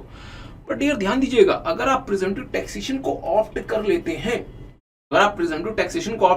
हैं, और अगर आप प्रिजम्पटिव टैक्सेशन 44AD के हिसाब से अगर अपनी इनकम को अगर आप डिक्लेयर कर देते हैं, मींस अगर आप उससे लोअर इनकम डिक्लेयर नहीं करते, 44AD ने आपको 8% 6% बोला, अगर आप उस हिसाब से अगर आप अपनी इनकम को डिक्लेयर कर देते हैं तो इस 1 करोड़ रुपए से बियॉन्ड में 2 करोड़ रुपए तक मींस 1 CR से 2 CR तक भी आपको टैक्स ऑडिट नहीं कराना। कंडीशन ये है कि आपने अपनी income presumptive taxation scheme under section 44AD के हिसाब से अपनी इनकम को डिक्लेयर करना है। अगर आप इससे लोअर डिक्लेयर करेंगे तो फिर आपको टैक्स ऑडिट कराना पड़ जाएगा, आपको अपने बुक्स अकाउंट्स वगैरह मेंटेन करने पड़ जाएंगे। ठीक बात है। और अगर आप प्रिजम्पटिव टैक्सेशन स्कीम ऑप्ट नहीं करते तो जैसे 1 करोड़ के बियॉन्ड जाओगे वैसे फिर आपको अपना टैक्स ऑडिट कराना पड़ जाएगा, ये बात आप सबको पता है। फिर हम जल्दी से देख लेते हैं। फिर उन्होंने कहा है कि which of the following individuals have to mandatorily get their books accounts, मतलब ये कंपलसरी है कि इनको अपने बुक्स अकाउंट्स का ऑडिट कराना ही पड़ेगा। और मैं यहाँ पे छोटी सी बात करना चाहता हूँ, सर क्या? एक और मैं यहाँ पे छोटी सी बात करना चाहता हूँ टैक्स ऑडिट में एक बहुत इंटरेस्टिंग प्रोविजन ऐड हुआ था जो कहता है कि अगर आपकी सर क्या आगे बताओ, अगर आपकी कैश रिसिप्ट, अगर आपके टोटल रिसिप्ट की 5% तक है, what ever purpose the receipt में भी, और अगर आपकी कैश पेमेंट अगर आपके टोटल पेमेंट की 5% तक है, मीन्स अगर 5% को एक्सीड नहीं करती ना तो रिसिप्ट ना तो पेमेंट, उस केस में इस 1 करोड़ को 5 करोड़ रुपए हम कंसिडर करेंगे। मीन्स 5 करोड़ रुपए के बियॉन्ड अगर आपका टर्नओवर होगा उस केस में आपको फिर टैक्स ऑडिट कराना है। तो डियर, जब ये लिमिट एनहांस हुई थी तो CA 1480 ने इसके अगेंस्ट थोड़ा सा मतलब रोष था। जब इन्होंने देखा कि cash receipt maximum 5% of cash receipt, cash payment maximum 5% of the total payment, मतलब दोनों aggregate, so they were happy, क्योंकि बहुत सारे लोग ज्यादातर लोग जो हैं इस लिमिट को क्रॉस कर जाते हैं और 1 करोड़ के बियॉन्ड जाके ही उनका फिर टैक्स ऑडिट एलिजिबल हो जाता है। एनी हाउ, आगे आते हैं थोड़ा सा, तो मेरे साथ साथ देख लेंगे मिस्टर अरविंद, चूंकि 95 लाख हैं, 1 करोड़ तक है, तो हमें इनका ग्रॉस रिसिप्ट पेमेंट वगैरह देखना ही नहीं, ये मैंडेटरी, ये मतलब लाइबल नहीं है टैक्स ऑडिट के लिए। ये क्या ऑप्ट कर सकते हैं, प्रिजम्पटिव भी, अगर ये प्रिजम्पटिव नहीं भी ऑप्ट करें स्टिल ये टैक्स ऑडिट कराने के लिए लाइबल नहीं है। ठीक बात है, means not liable. Mister Arjun 1.8 crore, तो थोड़ा सा मेरी बात पे ध्यान दीजिएगा, अर्जुन जो है वो 1 करोड़ के थ्रेशोल्ड को क्रॉस कर गए, बट सर अगर ये 5 करोड़ तक तो है, अगर मिस्टर अर्जुन का कैश रिसिप्ट और cash payment maximum 5% of the total payment and total receipt है, तो अर्जुन के लिए जो लिमिट है वो 1 करोड़ से बढ़कर 5 करोड़ मतलब हो जाएगी। तो हमें देखना है कि मिस्टर अर्जुन की जो कैश रिसिप्ट है डियर वो है 10 लाख और इनकी जो टोटल रिसिप्ट है वो है 2 करोड़। तो इसमें कितना बना, अच्छा ये बना 5%, मतलब ये मैक्सिमम ये 5% है, मीन्स 5% को एक्सीड नहीं किया। साथ में कैश पेमेंट 8.10 लाख। अच्छा तो ये बन गया डियर 5.06%। मीन्स ये इन्होंने, मिस्टर अर्जुन ने 5 करोड़ के क्राइटेरिया को मीटअप नहीं किया, क्योंकि इनका जो कैश पेमेंट है ये टोटल पेमेंट का 5% से एक्सीड कर गया। बट सर कैश रिसिप्ट तो 5% है डियर, ये दोनों कंडीशन क्यूमुलेटिव है, means cash receipt plus cash payment should not exceed the 5% of the total payment और the 5% of the total receipt as the case में भी। और चूंकि ये क्रॉस कर गया, इसके लिए मिस्टर अर्जुन के लिए जो थ्रेशोल्ड लिमिट है वो लिमिट कहां तक रहेगी, 1 CR तक रहेगी। मिस्टर अरविंद के लिए भी 1 CR थी। अच्छा तो सर फिर मिस्टर अर्जुन तो लाइबल हो गए। डियर एक अभी भी केस है जहां मिस्टर अर्जुन लाइबल नहीं होंगे, क्योंकि इनका जो टर्नओवर है वो 1.8 करोड़ है, जो कि प्रिजम्पटिव टैक्सेशन तक के टर्नओवर में कवर हो जाता है, वो 2 करोड़ की आपको लिमिट देता है। तो हम ये अज्यूम कर सकते हैं कि मिस्टर अर्जुन जो है ये सेक्शन 44AD ऑप्ट कर लेंगे, और 44AD सिर्फ ऑप्ट नहीं करेंगे, ये 44AD के हिसाब से अपनी इनकम को डिक्लेयर कर देंगे 8% या 6% एज द केस में भी। अगर मिस्टर अर्जुन ऐसा कर लेते हैं तो ये टैक्स ऑडिट के लिए लाइबल नहीं है, ये ही is not liable for the tax audit. ठीक बात है, बट एक कंडीशन क्या है कि मिस्टर अर्जुन को फिर 8% और 6% के रेट से अपने इनकम को डिक्लेयर करना पड़ेगा। फिर अगर ये इससे कम मतलब शो करते हैं तो फिर इनका फिर मैंडेटरी इनका फिर टैक्स ऑडिट हो जाएगा। ठीक है, तो हम ये अज्यूम करते हैं कि यार ये जो है वो प्रिजम्पटिव को ऑप्ट कर लेंगे और उसके अकॉर्डिंग अपने इनकम को डिक्लेयर कर देंगे, तो इस केस में ये मैंडेटरी लाइबल नहीं है, नॉट लाइबल। ठीक बात है। अगर हम मिस्टर आनंद की बात करें तो सर 5 करोड़, थ्रेशोल्ड तो 1 करोड़ है, थ्रेशोल्ड 1 करोड़ से बढ़ के 5 करोड़ हो जाएगा यदि मिस्टर आनंद की कैश पेमेंट इनके टोटल पेमेंट के 5% से एक्सीड नहीं है और टोटल रिसिप्ट इनके कैश रिसिप्ट इनके टोटल रिसिप्ट के 5% को क्रॉस नहीं करती। तो अगर आप देखें तो कैश पेमेंट यहाँ पे 22 लाख है और टोटल पेमेंट है 4.5 करोड़, तो 22 डिवाइडेड बाय 450, इसका मतलब 4.8%, 4.9% लगा लें।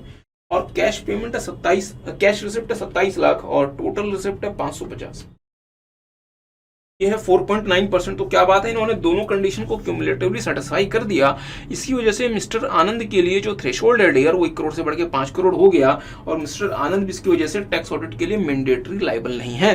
तो सर क्या मिस्टर आनंद क्या प्रिजम्पटिव वाले को ऑप्ट नहीं कर सकते थे? नहीं कर सकते थे डियर, क्योंकि प्रिजम्पटिव के लिए जो लिमिट है वो 2 करोड़ है और मिस्टर आनंद जो उस लिमिट को क्रॉस करेगा, इसलिए ही is not an eligible SSC. मतलब एलिजिबल एसएससी तो आप कह भी सकते हैं, मतलब इनका जो बिजनेस है वो एलिजिबल बिजनेस नहीं है। ठीक, तो फिर ये तो कोई भी लाइबल नहीं हुआ।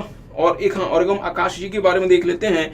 आकाश जी की जो ग्रॉस रिसिप्ट है वो 48 लाख रुपए है। प्रोफेशन के लिए जो टैक्स ऑडिट की लिमिट है वो डियर 50 लाख रुपए है।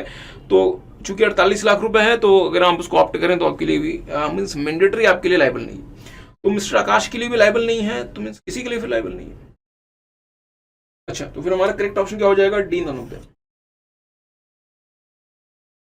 आगे आते हैं विच, बट हाँ एक और छोटी सी बात जो कि मैं आपको जो बात मतलब कहनी रह गई। अगर आप प्रिजम्पटिव वाले में जाते हैं डियर, तो आपको फिर आपने अपना जो बुक्स, आपने अपने जो प्रॉफिट कंप्यूट की, बुक्स अकाउंट्स वगैरह मेंटेन की, फिर वो फिर रेलेवेंट नहीं रहेगा। फिर आपको मैंडेटरी 8% और 6% एज द केस में भी आपको फिर उस हिसाब से अपने इनकम को डिक्लेयर करना पड़ेगा। अगर आप उससे लोअर डिक्लेयर करना चाहेंगे तो फिर आपका टैक्स ऑडिट हो जाएगा।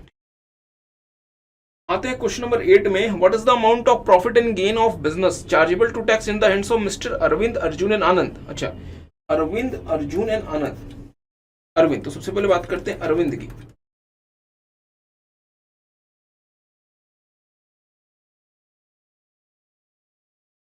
Mr. Arvind, Arjun and Anand, assuming that they wish to make maximum tax savings, without getting their books accounts audited.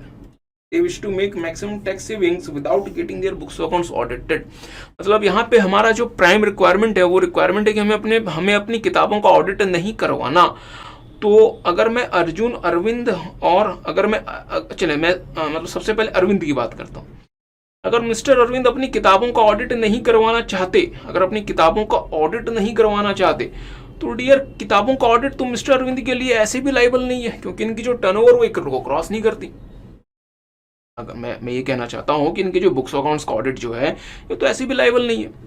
इन्होंने अपने प्रॉफिट एंड गेन अपने बुक्स के हिसाब से अपना प्रॉफिट कितना शो किया? 5.9 लाख रुपीस। अगर ये लेट से प्रिजम्पटिव को ऑप्ट कर लेते हैं, तो फिर सरकार इनसे कितना लेती? 85 लाख रुपए इन्होंने अदर देन कैश रिसीव किया, उसका 6% एम प्लस, और 85 लाख और 10 lakh rupees 8% M plus MRC 5.9 lakh. In any case इनका जो इनको अपनी किताबों का ऑडिट नहीं करवाना, और इनके लिए जो मैक्सिमम जो डियर मतलब टैक्सेबल है, डेट इज 5.9 लाख। अरविंद जी के लिए तो चले 5.9 लाख बन गया। अर्जुन की बात करें तो अर्जुन जी को भी अपने बुक्स अकाउंट्स का ऑडिट नहीं करवाना, मतलब इनको अपना टैक्स ऑडिट नहीं करवाना अर्जुन। अच्छा, तो अब थोड़ा सा यहाँ पे ध्यान दीजिएगा, दिस इज इंटरेस्टिंग। अब मिस्टर अर्जुन जो है ये टैक्स ऑडिट के लिए एज सच लायबल हैं, क्योंकि इनके लिए 5 करोड़ का मतलब थ्रेशोल्ड भी नहीं है, और ये 1 करोड़ के बियॉन्ड को क्रॉस कर गए। मिस्टर अरविंद अपनी किताबों का ऑडिट सिर्फ एक ही सिचुएशन में स्किप कर सकते हैं, अवॉइड कर सकते हैं, अगर, और वो क्या है सर जी वो मतलब सिचुएशन, डियर फ्रेंड्स, वो सिचुएशन है कि मिस्टर अर्जुन जो है वो प्रिजम्पटिव टैक्सेशन ऑप्ट कर लें 4480, और साथ में उसके रेट के हिसाब से अपनी इनकम को डिक्लेयर कर दें, तब इनको अपनी किताबों का ऑडिट नहीं कराना, तब इनको अपने बुक्स अकाउंट्स का ऑडिट नहीं कराना। चलें सर जी, अगर ऐसा ये करते हैं तो फिर क्या होगा? तो फिर 1.65 करोड़ में 6% और 15 लाख रुपए में 8%, तो इनका जो टैक्सेबल अमाउंट बनेगा वो बनेगा 11.1 लाख। तो मिस्टर अर्जुन जो है वो 11,10,000 रुपए अपनी इनकम शो कर दें, इनको अपनी किताबों का ऑडिट, इनको अपने बुक्स अकाउंट्स का ऑडिट नहीं कराना। तीसरे बच्चे हमारे आनंद जी का क्या बुक्स अकाउंट्स, तो क्या ये प्रिजम्पटिव के लिए लायबल है? नहीं सर, ये प्रिजम्पटिव के लिए मतलब he is not eligible for the presumptive scheme. In any case Anand ji ने जो अपनी किताबों को मेंटेन किया, फिर हम इसी को हम बेस मानेंगे 30 लाख रुपए। 30 लाख रुपए, तो सर अगर मिस्टर आनंद 30 लाख रुपए अपना इनकम शो कर देते हैं तो क्या इनके बुक्स अकाउंट्स का ऑडिट नहीं होगा? डियर, होना तो नहीं चाहिए, बट लेट्स से इनका केस स्क्रूटनी में आ गया, और स्क्रूटनी में अगर असेसिंग ऑफिसर को पता चलता है कि उन्होंने इस 30 लाख रुपए को निकालने में बहुत ज्यादा झोल झाल किया था, तो वहां स्पेशल ऑडिट ऑर्डर किया जा सकता है इनके अगेंस्ट। ठीक बात है, आपने असेसमेंट में पढ़ा होगा। प्राइमा फेसी इनका टैक्स ऑडिट नहीं होगा, इनका केस अगर स्क्रूटनी में चला गया तब यहाँ पे इनका स्पेशल ऑडिट कॉल किया जा सकता है। ठीक, तो सर जी फिर कितना बचा? 5.9 लाख, 11.1 और 30 लाख। अच्छा, तो हमारा करेक्ट ऑप्शन क्या होना चाहिए? 5.9, 11.1 और 30 लाख। आगे आते हैं, would your answer to MCQ 8? अच्छा, undergo a change if they decide to get their books accounts audited तो अगर ये अपनी किताबों का ऑडिट करवाते हैं तो क्या आपका आंसर बदल जाएगा? अगर आप अरविंद की बात करें तो डियर अगर अरविंद अपनी किताबों का ऑडिट भी करवा ले तो क्या होगा? इनकी किताबों के हिसाब से इनका प्रॉफिट कितना 5.9 लाख मीन्स अगर ये ऑडिट करवा लें तो क्या अरविंद का आंसर कोई चेंज होने वाला है? नहीं सर, अरविंद तो एज इट इज रहेगा, मीन्स नो चेंज। हाँ, अर्जुन जी अगर अपनी किताबों का ऑडिट करवा लें और ये मानते हुए कि इन्होंने अपनी किताबें सही तरीके से बनाई है तो इनका जो इनकम है वो फिर 10,50,000 हो जाएगा, मीन्स ये चेंज हो जाएगा 10.50 लाख, मतलब ये हो गया चेंज हो गया। और आनंद जी अगर अपनी किताबों का ऑडिट भी करवा लेंगे तो भी कोई फर्क नहीं पड़ेगा, क्योंकि ये जो 30 लाख रुपए इनके हमने बुक्स अकाउंट्स के हिसाब से उठाया है, यहाँ पे 30 लाख रुपए आ जाएगा, मीन्स अगेन ये 30 लाख रुपए रहेगा, नो चेंज। तो मेरे साथ साथ देख लें, अरविंद और आनंद के केस में चेंज नहीं है, अर्जुन के केस में मतलब चेंज हो जाएगा। तो profit and gain chargeable in the hands of Arjun and Anand, नहीं सर, बस और सिर्फ एक केस में चेंज है और वो चेंज किसके केस में है? अर्जुन के केस में, बाकी दो के केस में चेंज, आनंद नहीं। Profit and gain chargeable in the hands of Arjun will go a change, how there will be no change in the hand of Arvind and Anand, तो कुछ ऐसा ही हमें लग रहा है। अरविंद और आनंद के केस में चेंज नहीं है, अरविंद और आनंद और अर्जुन के केस में चेंज हो जाएगा, तो हमारे लिए जो करेक्ट ऑप्शन हो गया वो गया। आगे आते हैं, what is the due date of filing the return of income if they wish to make maximum tax savings, if they wish to make maximum tax savings। मेरी बात पे ध्यान दीजिएगा, अगर मैं बात करता हूँ मिस्टर अरविंद की तो ये कुछ भी कर लें, क्या इनके लिए टैक्सेबल इनकम 5.9 लाख से कम है? नहीं सर, अगर ये प्रेजेंटिव ऑप्ट कर लें तो भी उतना और इनकी किताबों के हिसाब से भी इतना, तो इनको ऑडिट करवाना ऐसे इनके लिए कोई समझदारी भरा काम नहीं है। बट सर आप एक सीईओ के ऐसी बात कैसे कह सकते हैं? डियर, हमें अपने क्लाइंट को भी तो एडवाइस देनी होती है, तो मैं इनको ये बोलूंगा कि भले मैं इनका चार्ट अकाउंटेंट हूँ, मैं बोलूंगा कि सर आपको टैक्स ऑडिट कराने का कोई फायदा नहीं है, मुझे अलग से फीस देने की ऐसा कोई रिक्वायरमेंट नहीं, क्योंकि इन्हीं केस आपका इनकम 5.9 लाख ही आएगा, ठीक बात है। स्टिल अगर ये चाहे तो ये टैक्स ऑडिट करवा लें, फिर अपना ड्यू डेट आगे बढ़वा दें, बट इन एनी केस उसका फायदा क्या है? तो मिस्टर अरविंद के लिए जो ड्यू डेट होगा वो होगा 31 जुलाई। अगर मैं मिस्टर अरविंद अगर मैं मिस्टर अर्जुन की बात करूं तो अगर इनको अपना ऑडिट नहीं करवाना तो डियर 11 लाख रुपए, 11,10,000, बट चूंकि इनको मैक्सिमम टैक्स सेविंग करनी है तो इनके लिए मतलब जरूरी है कि फिर इनको अपना टैक्स ऑडिट कराना पड़ेगा। जैसे ये टैक्स ऑडिट के लिए लाइबल हो गए तो यहाँ पे बन गया डियर 31 अक्टूबर। आनंद जी टैक्स ऑडिट के लिए लाइबल नहीं है, इनका ऐसे ही इनके पास मैक्सिमम टैक्स सेविंग हो रही है, तो अगेन इनके लिए क्या बन गया 31 जुलाई। और आकाश जी रह गए शायद, अच्छा mister Akash gross it's 48 lakh 3 lakh, और इनकी जो इनकम आती है एज पर बुक्स ऑफ अकाउंट्स 24.75 लाख। तो अगर ये प्रेजेंटिव ऑप्ट कर लेते हैं तो फिर डियर 50% तो फिर मतलब 24 तो बनेगा, और अगर ये प्रेजेंटिव ऑप्ट नहीं करते तो फिर 24.7। इससे अच्छा क्या है कि ये प्रेजेंटिव ऑप्ट कर लें, इनका 50% इनकी क्या मान ली जाएगी 24 लाख रुपए, और अगर आप प्रेजेंटिव ऑप्ट कर लेते हैं, आप टैक्स ऑडिट के लिए लायबल नहीं है, तो मिस्टर आकाश के लिए भी 31 जुलाई बन गया।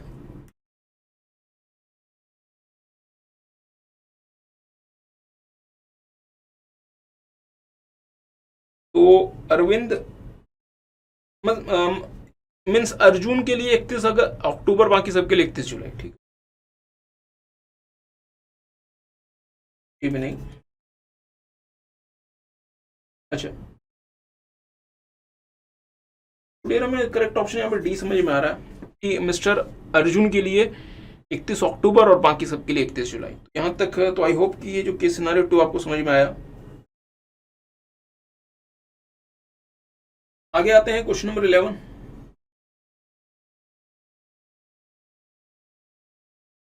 ABCN company and PQR company are two non-residents, non-resident entities based in country A and country B respectively. Both of the entities own and operate an electronic facility through which they effect online sale of organic products manufactured by them. अच्छा, the details of the receipts are as under is equalization levy। तो अगर आप देखें equalization levy का concept यहाँ पे लग गया। equalization levy आपको पता है डियर फ्रेंड्स 2 सेक्शंस में लग जाता है, 165 and 165A of finance act 2016 as amended by finance act 2020। तो या तो यहाँ पे 165 वाला इक्वलाइजेशन लगेगा या तो फिर 165 है। अब यहाँ पर डियर स्पेसिफाइड सर्विसेज नहीं है, यहाँ पे सेल ऑफ गुड्स है by the e commerce operator, इसलिए 165 तो यहाँ पे आएगा नहीं, यहाँ पे कौन सा आ जाएगा 165A। सेक्शन 165A कहता है, सेक्शन 165A कहता है कि अगर कोई non resident e commerce operator अगर भारत के किसी रेसिडेंट को अपने गुड्स या फिर सर्विसेज सेल करके दूसरा, भारत के किसी नॉन रेजिडेंट को अपने मतलब सेल करके, भले उसका भारत में पी हो या ना हो। और तीसरा, किसी ऐसे व्यक्ति को अपने गुड्स या फिर सर्विसेज सेल करके जो कि भारत के आईपीओ के थ्रू वो गुड्स या सर्विसेज बाय करता है। अगर इसका टर्नओवर अगर 2 करोड़ रुपया उससे एक्सीड कर गया तो फिर आपको फिर इक्वलाइजेशन में भी 2% के रेट से पे करनी पड़ेगी 165 की। ठीक बात है। प्रोवाइडेड अगर उसका जो non resident e commerce operator है, अगर उसका भारत में पी है, परमानेंट स्टैब्लिशमेंट है, और अगर वो सेल उस पी से इफेक्टिवली कनेक्टेड है तो फिर इक्वलाइजेशन लेवी नहीं लगेगा। फिर आपकी ये रेगुलर बिजनेस इनकम की तरह से फिर हम इस पे मतलब टैक्स लगा देंगे। It shall be tax as your regular business income. ठीक है, ओके। तो मेरे साथ साथ देखें, ABC and company and PQR company are two non resident entities based in country and country P respectively. Both the entities own and operate an e commerce facility and electronic facility through which the effect on sale of goods organic products manufactured by them. The details of the receipts are ABC and company जो कि country A की है, receipt from the sale of organic products to person resident in India 138 lakhs। अच्छा, और यहाँ पे 2 करोड़ या उससे ज्यादा आपकी होनी चाहिए for the levy of the for the equalisation levy under section 165 है। कहते हैं other parts of the world, but इसमें जो है भारत का आईपी इस्तेमाल हो रहा है 63 lakhs, तो ये भी इंक्लूड हो जाएगा। 138 + 63 का मतलब हुआ 201 मीन्स ये तो लाइबल हो गए। और ये अगर आप देखें तो 73 ऐड कर दें इसमें तो 126 + 73, तो इसका मतलब 199 lakh means less than ₹2 crore. तो पीक्यूआर कंपनी लाइबल नहीं है इक्वलाइजेशन लेवी के लिए। इसके लिए जो मिनिमम मतलब थ्रेशोल्ड है, पीक्यूआर कंपनी ने उसको क्रॉस नहीं किया। इसका मतलब ये हुआ कि यहाँ पे सिर्फ और सिर्फ एबीसी कंपनी ही मतलब लाइबल है इक्वलाइजेशन लेवी के लिए।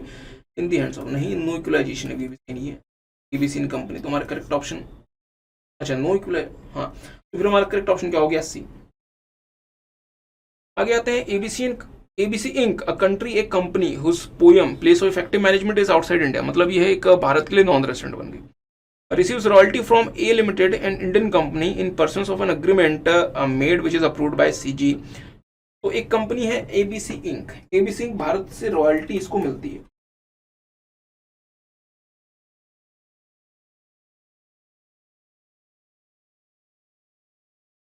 एक और मींस कंपनी है XYZ Inc, country B company whose POEM is outside India receives FTS.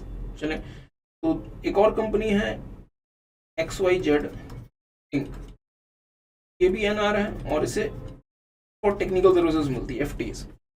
चले, the DTAA between India and country A का मतलब हुआ एबीसी इंक वाली, provides that royalty will be subject to tax in the source state का मतलब हो गया India at the rate 9%।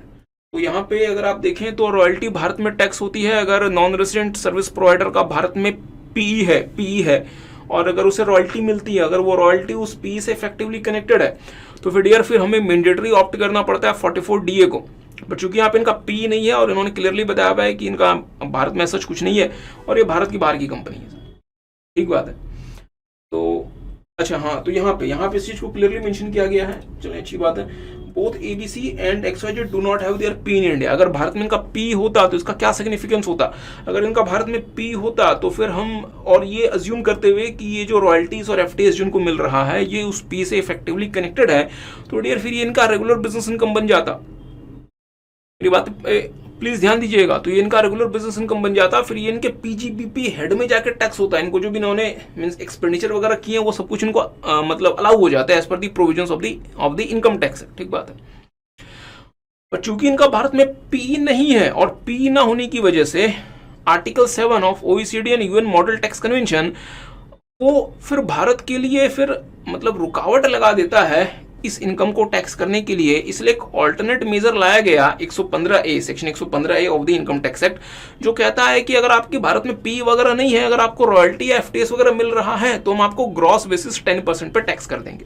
Means gross basis 10% उस रॉयल्टी या एफटीएस को अर्न करने के लिए आपने कुछ भी खर्चा किया हम उसे कंसिडर नहीं करेंगे, आप हमें 10% का टैक्स उस पर दे दीजिए, कहानी खत्म। और उस वाले टैक्स का टीडीएस जो भी आपको भारत का रेजिडेंट पे करेगा he will make the TDS. और अगर वो टीडीएस अगर उसने प्रॉपर तरीके से मेक कर लिया प्रॉपर तरीके से अगर उसने टीडीएस काट लिया एट द रेट ऑफ 10%, तो उस केस में नॉन रेजिडेंट सर्विस प्रोवाइडर को भारत में आईटीआर फाइल नहीं करना। अगर उसका इंटरेस्ट, रॉयल्टी, डिविडेंड और अगर एफटीएस वगैरह है उस पे जो टीडीएस बनना था, अगर वो टीडीएस काट लिया गया which is not less than the rate which is given under section 115A, अगर डिविडेंड है तो 20%, इंटरेस्ट के अलग अलग स्लैब रेट्स हैं, मतलब अलग अलग रेट वहां पे दिए गए हैं, और रॉयल्टी 10%, एफटीएस 10%, अगर उस रेट से अगर टीडीएस कट गया, जो रेट वहां पे मेंशन है, मींस उससे कम पे आपका टीडीएस नहीं कटना चाहिए, तो उस केस में फिर आपको भारत में अपना आईटीआर फाइल नहीं करना। You are free, you are not bound to file your ITR in India. ठीक बात है, चलिए फिर ये बात तो हो गई। अच्छा, the treaty states that the dividend will be tax, तो क्या डिविडेंड भी है क्या? Both ABC Inc. and XYZ do not have a P in India. ABC Inc. XYZ also invested in the shares of Indian companies in respect to which they received dividend. तो 115A में आ गया dividend, जो कि 20% के rate से आपको tax के लिए कहता है। The treaty states that dividend will be taxed at the rate provided under the domestic law of source country. चलिए कोई बात नहीं। तो अगर मैं बात करता हूँ ABC Inc. के रॉयल्टी के बारे में, अगर मैं बात करता हूँ ABC Inc. के रॉयल्टी के बारे में, तो यहाँ पे सेक्शन 115A कहता है एट द रेट 10%, और DTAA कहता है कि भारत चार्ज कर सकता है एट द रेट 9%। ओके, तो डेर मुझे बताएंगे section 115A 10%, DTAA 9%, section 90 sub section 2 कहता है SSC can opt for the provisions of the Indian income tax act और the provisions of DTAA whichever is more beneficial for him. और यहाँ पे जैसे रॉयल्टी, यहाँ पे जैसे ABC इंक ने रॉयल्टी वाले हेड को देखा, आर्टिकल 12A होता है जनरली, वहां पे इनको बताया गया कि सर जी आपके ऊपर जो रॉयल्टी का जो रेट लगेगा वो लगेगा 9%। ABC इंक क्या ऑप्ट कर लेगा 9%, क्योंकि DTAA इनको कहता है 9%, तो फिर ABC इंक के लिए जो टैक्स बनेगा रॉयल्टी पे वो बनेगा 9%। बट मेरा आपसे छोटा सा सवाल है, क्या ये 115A में दिए गए रेट के बराबर है या उससे कम है? सर 115A कहता है 10%, और यहाँ पे आपको रॉयल्टी कितने में आपकी हुई है टैक्स एफोर्ट से 9%। तो क्या फिर इनका फिर तो क्या इसमें फिर आईटीआर भारत में फाइल करना पड़ेगा? हाँ सर, इसे आईटीआर भारत में फाइल करना पड़ जाएगा। डिविडेंड की बात करें, डिविडेंड का रेट था 20% इनकम टैक्स एक्ट में। ट्रीटी कहती है कि भारत के इनकम टैक्स एक्ट का जो रेट है वो ले लो। तो फिर इसका मतलब ये हुआ कि डिविडेंड पे अगर आपका टीडीएस का अगर मतलब कटा होगा तो वो एट द रेट ऑफ 20% कटा होगा। मतलब जो रेट आपका सेक्शन 115A कहता है उसी रेट पे आपके डिविडेंड का टीडीएस कट गया, तो इसका मतलब ये हुआ कि इसकी वजह से तो आईटीआर फाइल करने की रिक्वायरमेंट नहीं है। बट रॉयल्टी में चूंकि रेट आपके कम रेट से कटा है, इसकी वजह से आपको रॉयल्टी की वजह से आपको भारत में अपना आईटीआर फाइल करना पड़ जाएगा ABC इंक को। एक बात है, आगे आते हैं। अगर मैं बात करता हूं XYZ इंक की, जो कि कंट्री बी की मतलब कंपनी है, उसे एफटीएस में उसे मिला FTS, और यहाँ पे जो DTAA कहता है 12%। तो ध्यान दीजिएगा, अगर मैं बात करता हूँ FTS की तो DTAA 12%, but income tax act का section 115A at the rate 10%, which is more beneficial. इन्होंने 115 ऑप्ट कर लिया, और इतने में ही पेयर ने टीडीएस काट दिया। तो क्या टीडीएस उस रेट में कट गया जो कि 115A में कहा गया? हाँ सर। तो यहाँ पे एफटीएस की वजह से आपको आईटीआर फाइल नहीं करना, एफटीएस की वजह से और डिविडेंड की वजह से भी फाइल नहीं करना, क्योंकि डिविडेंड भी उसी रेट पे उसका टीडीएस कट गया। इसका मतलब मुद्दे वाली बात यह कि ABC का को अपना आईटीआर फाइल करना पड़ जाएगा, XYZ को फाइल नहीं करना पड़ेगा।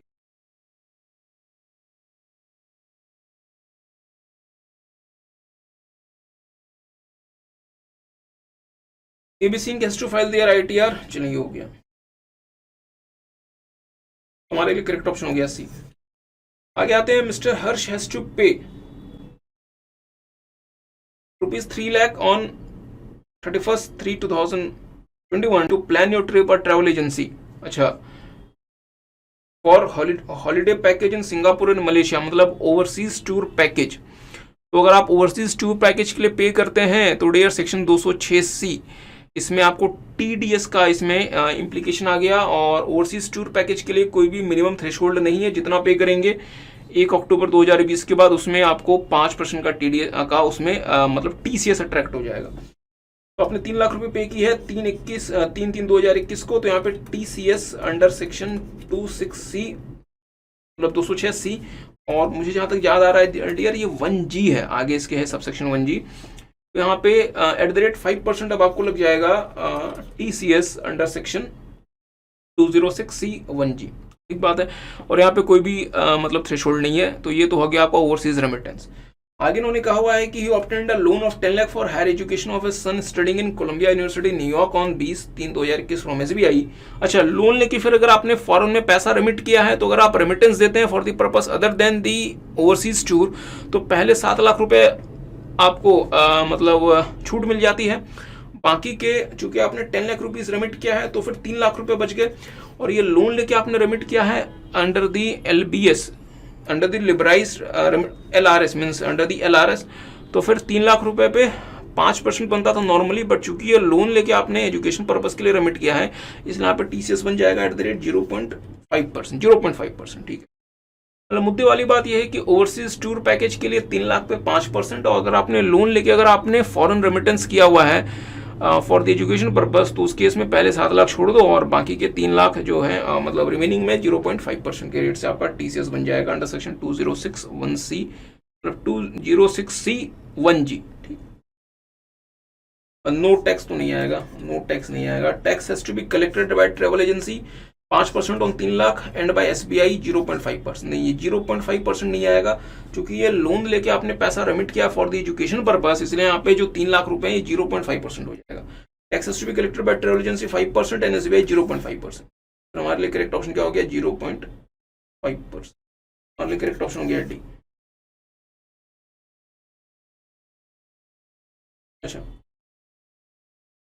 आगे आते हैं Mr Pranav, a resident aged 48 years, and his brother Mr. Vaibhav, a non-resident aged 45 years. Mr. Vaibhav non-resident received a dividend of 7 lakh and 5 lakh respectively. तो इसका मतलब मिस्टर प्रणव को डिविडेंड मिला 7 लाख रुपए।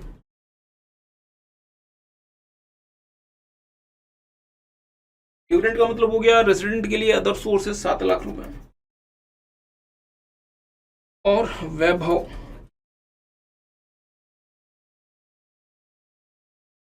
पर ध्यान देने वाली बात यह है मिस्टर वैभव एक नॉन रेजिडेंट है, और नॉन रेजिडेंट को अगर डिविडेंड मिलता है तो फिर non resident other than a company और अ फॉरेन कंपनी, तो इनके ऊपर मैंडेटरी सेक्शन 115A अप्लाई करेगा, और 115A अप्लाई करेगा तो डिविडेंड ग्रॉस बेसिस पे 20% पे टैक्स होगा without any kind of deduction.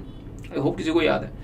तो ये चूंकि वैभव नॉन रेजिडेंट है, इसलिए यहाँ पे मैंडेटरी सेक्शन 115A अप्लाई करेगा। सेक्शन 115A सबको ओवरराइड कर दे, मतलब ओवरराइड करके जाएगा 115A एट द रेट 20%। अच्छा, कहते हैं the interest expenditure incurred by them in the previous year 2021 on loan taken for investing in shares of A limited 1.5 lakh and 80,000 respectively. Mr Vaibhav ने 80,000 रुपए का एक्सपेंडिचर किया है, बट ध्यान देने वाली बात यह है कि मिस्टर वैभव एक नॉन रेजिडेंट है, इसकी वजह से ये जो डिविडेंड है ये मैंडेटरी 115A में कवर हो गया। 20% का ग्रॉस वहां पे मीन्स 1 लाख रुपए, और 4% हेल्थ एंड एजुकेशन से जोड़ दें मीन्स 1,04,000 रुपए। और इस डिविडेंड को अर्न करने के लिए मिस्टर वैभव ने जो भी खर्चा वगैरह किया है, जो भी एक्सपेंडिचर किया, वो इनको डिसअलाउ हो जाएगा, इनके लिए 1,04,000 रुपए। मिस्टर प्रणव ने इस डिविडेंड को अर्न करने के लिए पैसा लोन में लिया था, और वहां पे 1,50 इन्होंने इंटरेस्ट पे किया है। सेक्शन 57 कहता है कि अगर आपने डिविडेंड वगैरह को अगर आपने लोन लेकर अगर आपने उसमें पैसा लगाया है, तो maximum 20% of the amount of the income वो आपको एक्सपेंडिचर की तरह से अलाउड है।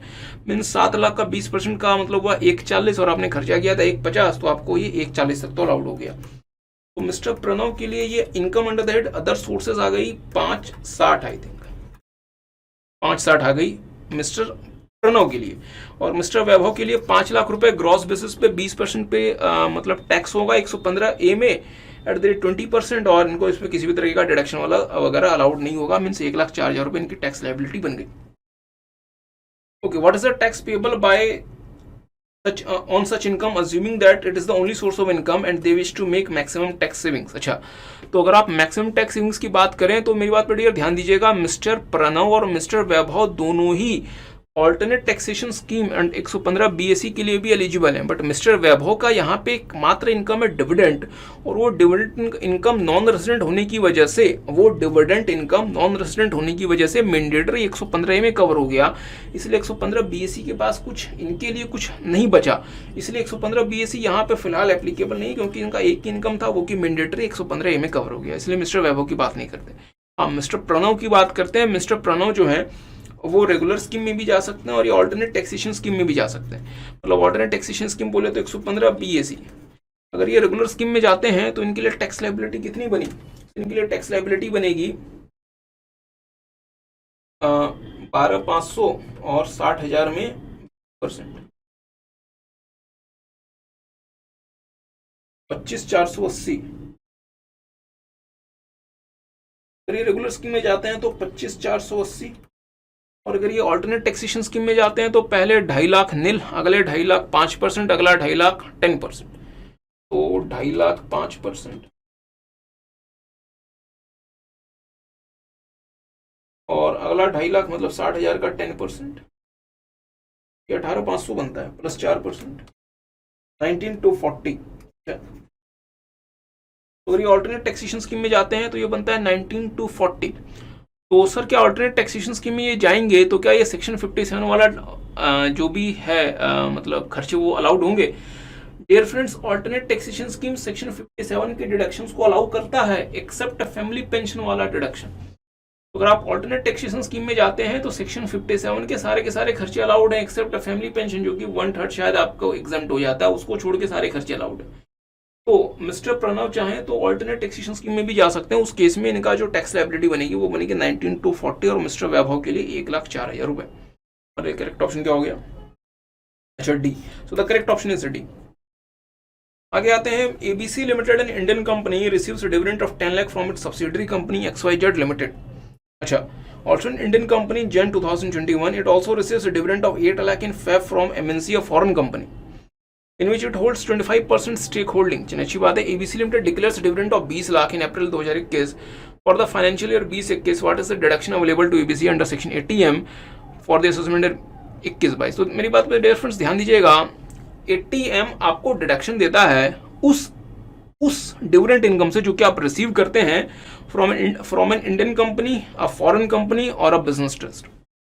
बट वो डिडक्शन आपका लिमिट होता है उस तक जितना अमाउंट आप डिविडेंड के फॉर्म में पे करते हैं अपने शेयर होल्डर्स को up to the due date, और वो ड्यू डेट होता है डियर 1 महीने पहले the date of filing the ITR। तो अगर आपको ITR अगर आपको लेट से 31 अक्टूबर तक फाइल करना है तो 30 सितंबर तक आपने जो भी डिविडेंड पे किया वो मैक्सिमम आपका डिडक्शन अलाउड होता है। ठीक बात है, मतलब सिंप्लीफाई करते हुए डिविडेंड रिसीव्ड कितना है, आप इंडियन कंपनी से रिसीव कर सकते हैं, फॉरेन कंपनी से रिसीव कर सकते हैं, बिजनेस ट्रस्ट से रिसीव कर सकते हैं। तो आपने इंडियन कंपनी से रिसीव किया 10 लाख रुपए प्रीवियस ईयर में, फॉरेन कंपनी से आपने रिसीव किया 8 लाख रुपए, और बिजनेस ट्रस्ट से आपने कुछ भी रिसीव नहीं किया, तो आपने 18 लाख रुपए आपने रिसीव किए। सर जी, इस 18 लाख रुपए को उस इंडियन कंपनी की अदर सोर्सेज की इनकम मान के टैक्स कर दिया जाता, बट सर यहाँ पे कास्केडिंग इफेक्ट हो जाता है, इसलिए हमने 80M इंट्रोड्यूस किया था। क्योंकि डियर फ्रेंड्स आपको पता है डिविडेंड इसके पहले कैसे टैक्स होता था, in the hands of the shareholders. अब वो चेंज हो गया मैकेनिज्म और DDT हट गया, इसलिए कास्केडिंग इफेक्ट को हटाने के लिए 80M इंट्रोड्यूस किया गया था। ये सारी की सारी बातें आपको पता है। इस 18 लाख रुपए को आप जाके टैक्स कर देते और इसकी वजह से जो है वो कास्केडिंग इफेक्ट होता है, डबल टैक्सेशन हो जाता। 80M आपको यहाँ पे डिडक्शन देगा, लेस कर देंगे डिडक्शन अंडर सेक्शन 80M, और वो 80M का डिडक्शन कितना होता है, जितना डिविडेंड आपने पे किया। और अगर एक डियर फ्रेंड्स ये कंपनी है, अगर ये मानते हुए कि इसका मतलब ट्रांसफर प्राइसिंग ऑडिट नहीं होना 92E में, तो इसके लिए ड्यू डेट क्या बनेगी 31 अक्टूबर, उसके 1 महीने पहले मीन्स 30 सितंबर। तो 30 सितंबर तक आपने कितना डिविडेंड पे किया, इन्होंने डियर पे किया डिक्लेयर्ड डिविडेंड ऑफ 20 लाख इन अप्रैल 2021, तो 20 लाख रुपए पे किया। तो यहाँ पे मैक्सिमम आपको रिसीव कितना हुआ था उतना ही तो आपको एग्जम्पशन मिल सकता है, तो 18 लाख रुपए मतलब एग्जम्पशन, सॉरी मींस डिडक्शन। क्योंकि डियर आपको पता है क्योंकि आपको पता है चैप्टर 6A के डिडक्शंस की वजह से आपका लॉस नहीं आ सकता, मींस वो कहां तक मैक्सिमम जा सकता है up to the amount of income. तो आपको मैक्सिमम कितना डिडक्शन मिलेगा 80M में 18 लाख रुपए। तो इसका आंसर क्या हो गया C। तो the correct answer would be C. तो डियर हमने आपके साथ May 21 के जितने भी MCQs थे, केस सिनेरियो MCQs और रेगुलर MCQs हमने आपके साथ दोनों देख लिए, और हम आपके साथ November 21 के MCQs का भी डिस्कशन वीडियो लेकर आएंगे। तो फिर सबको बाय बाय।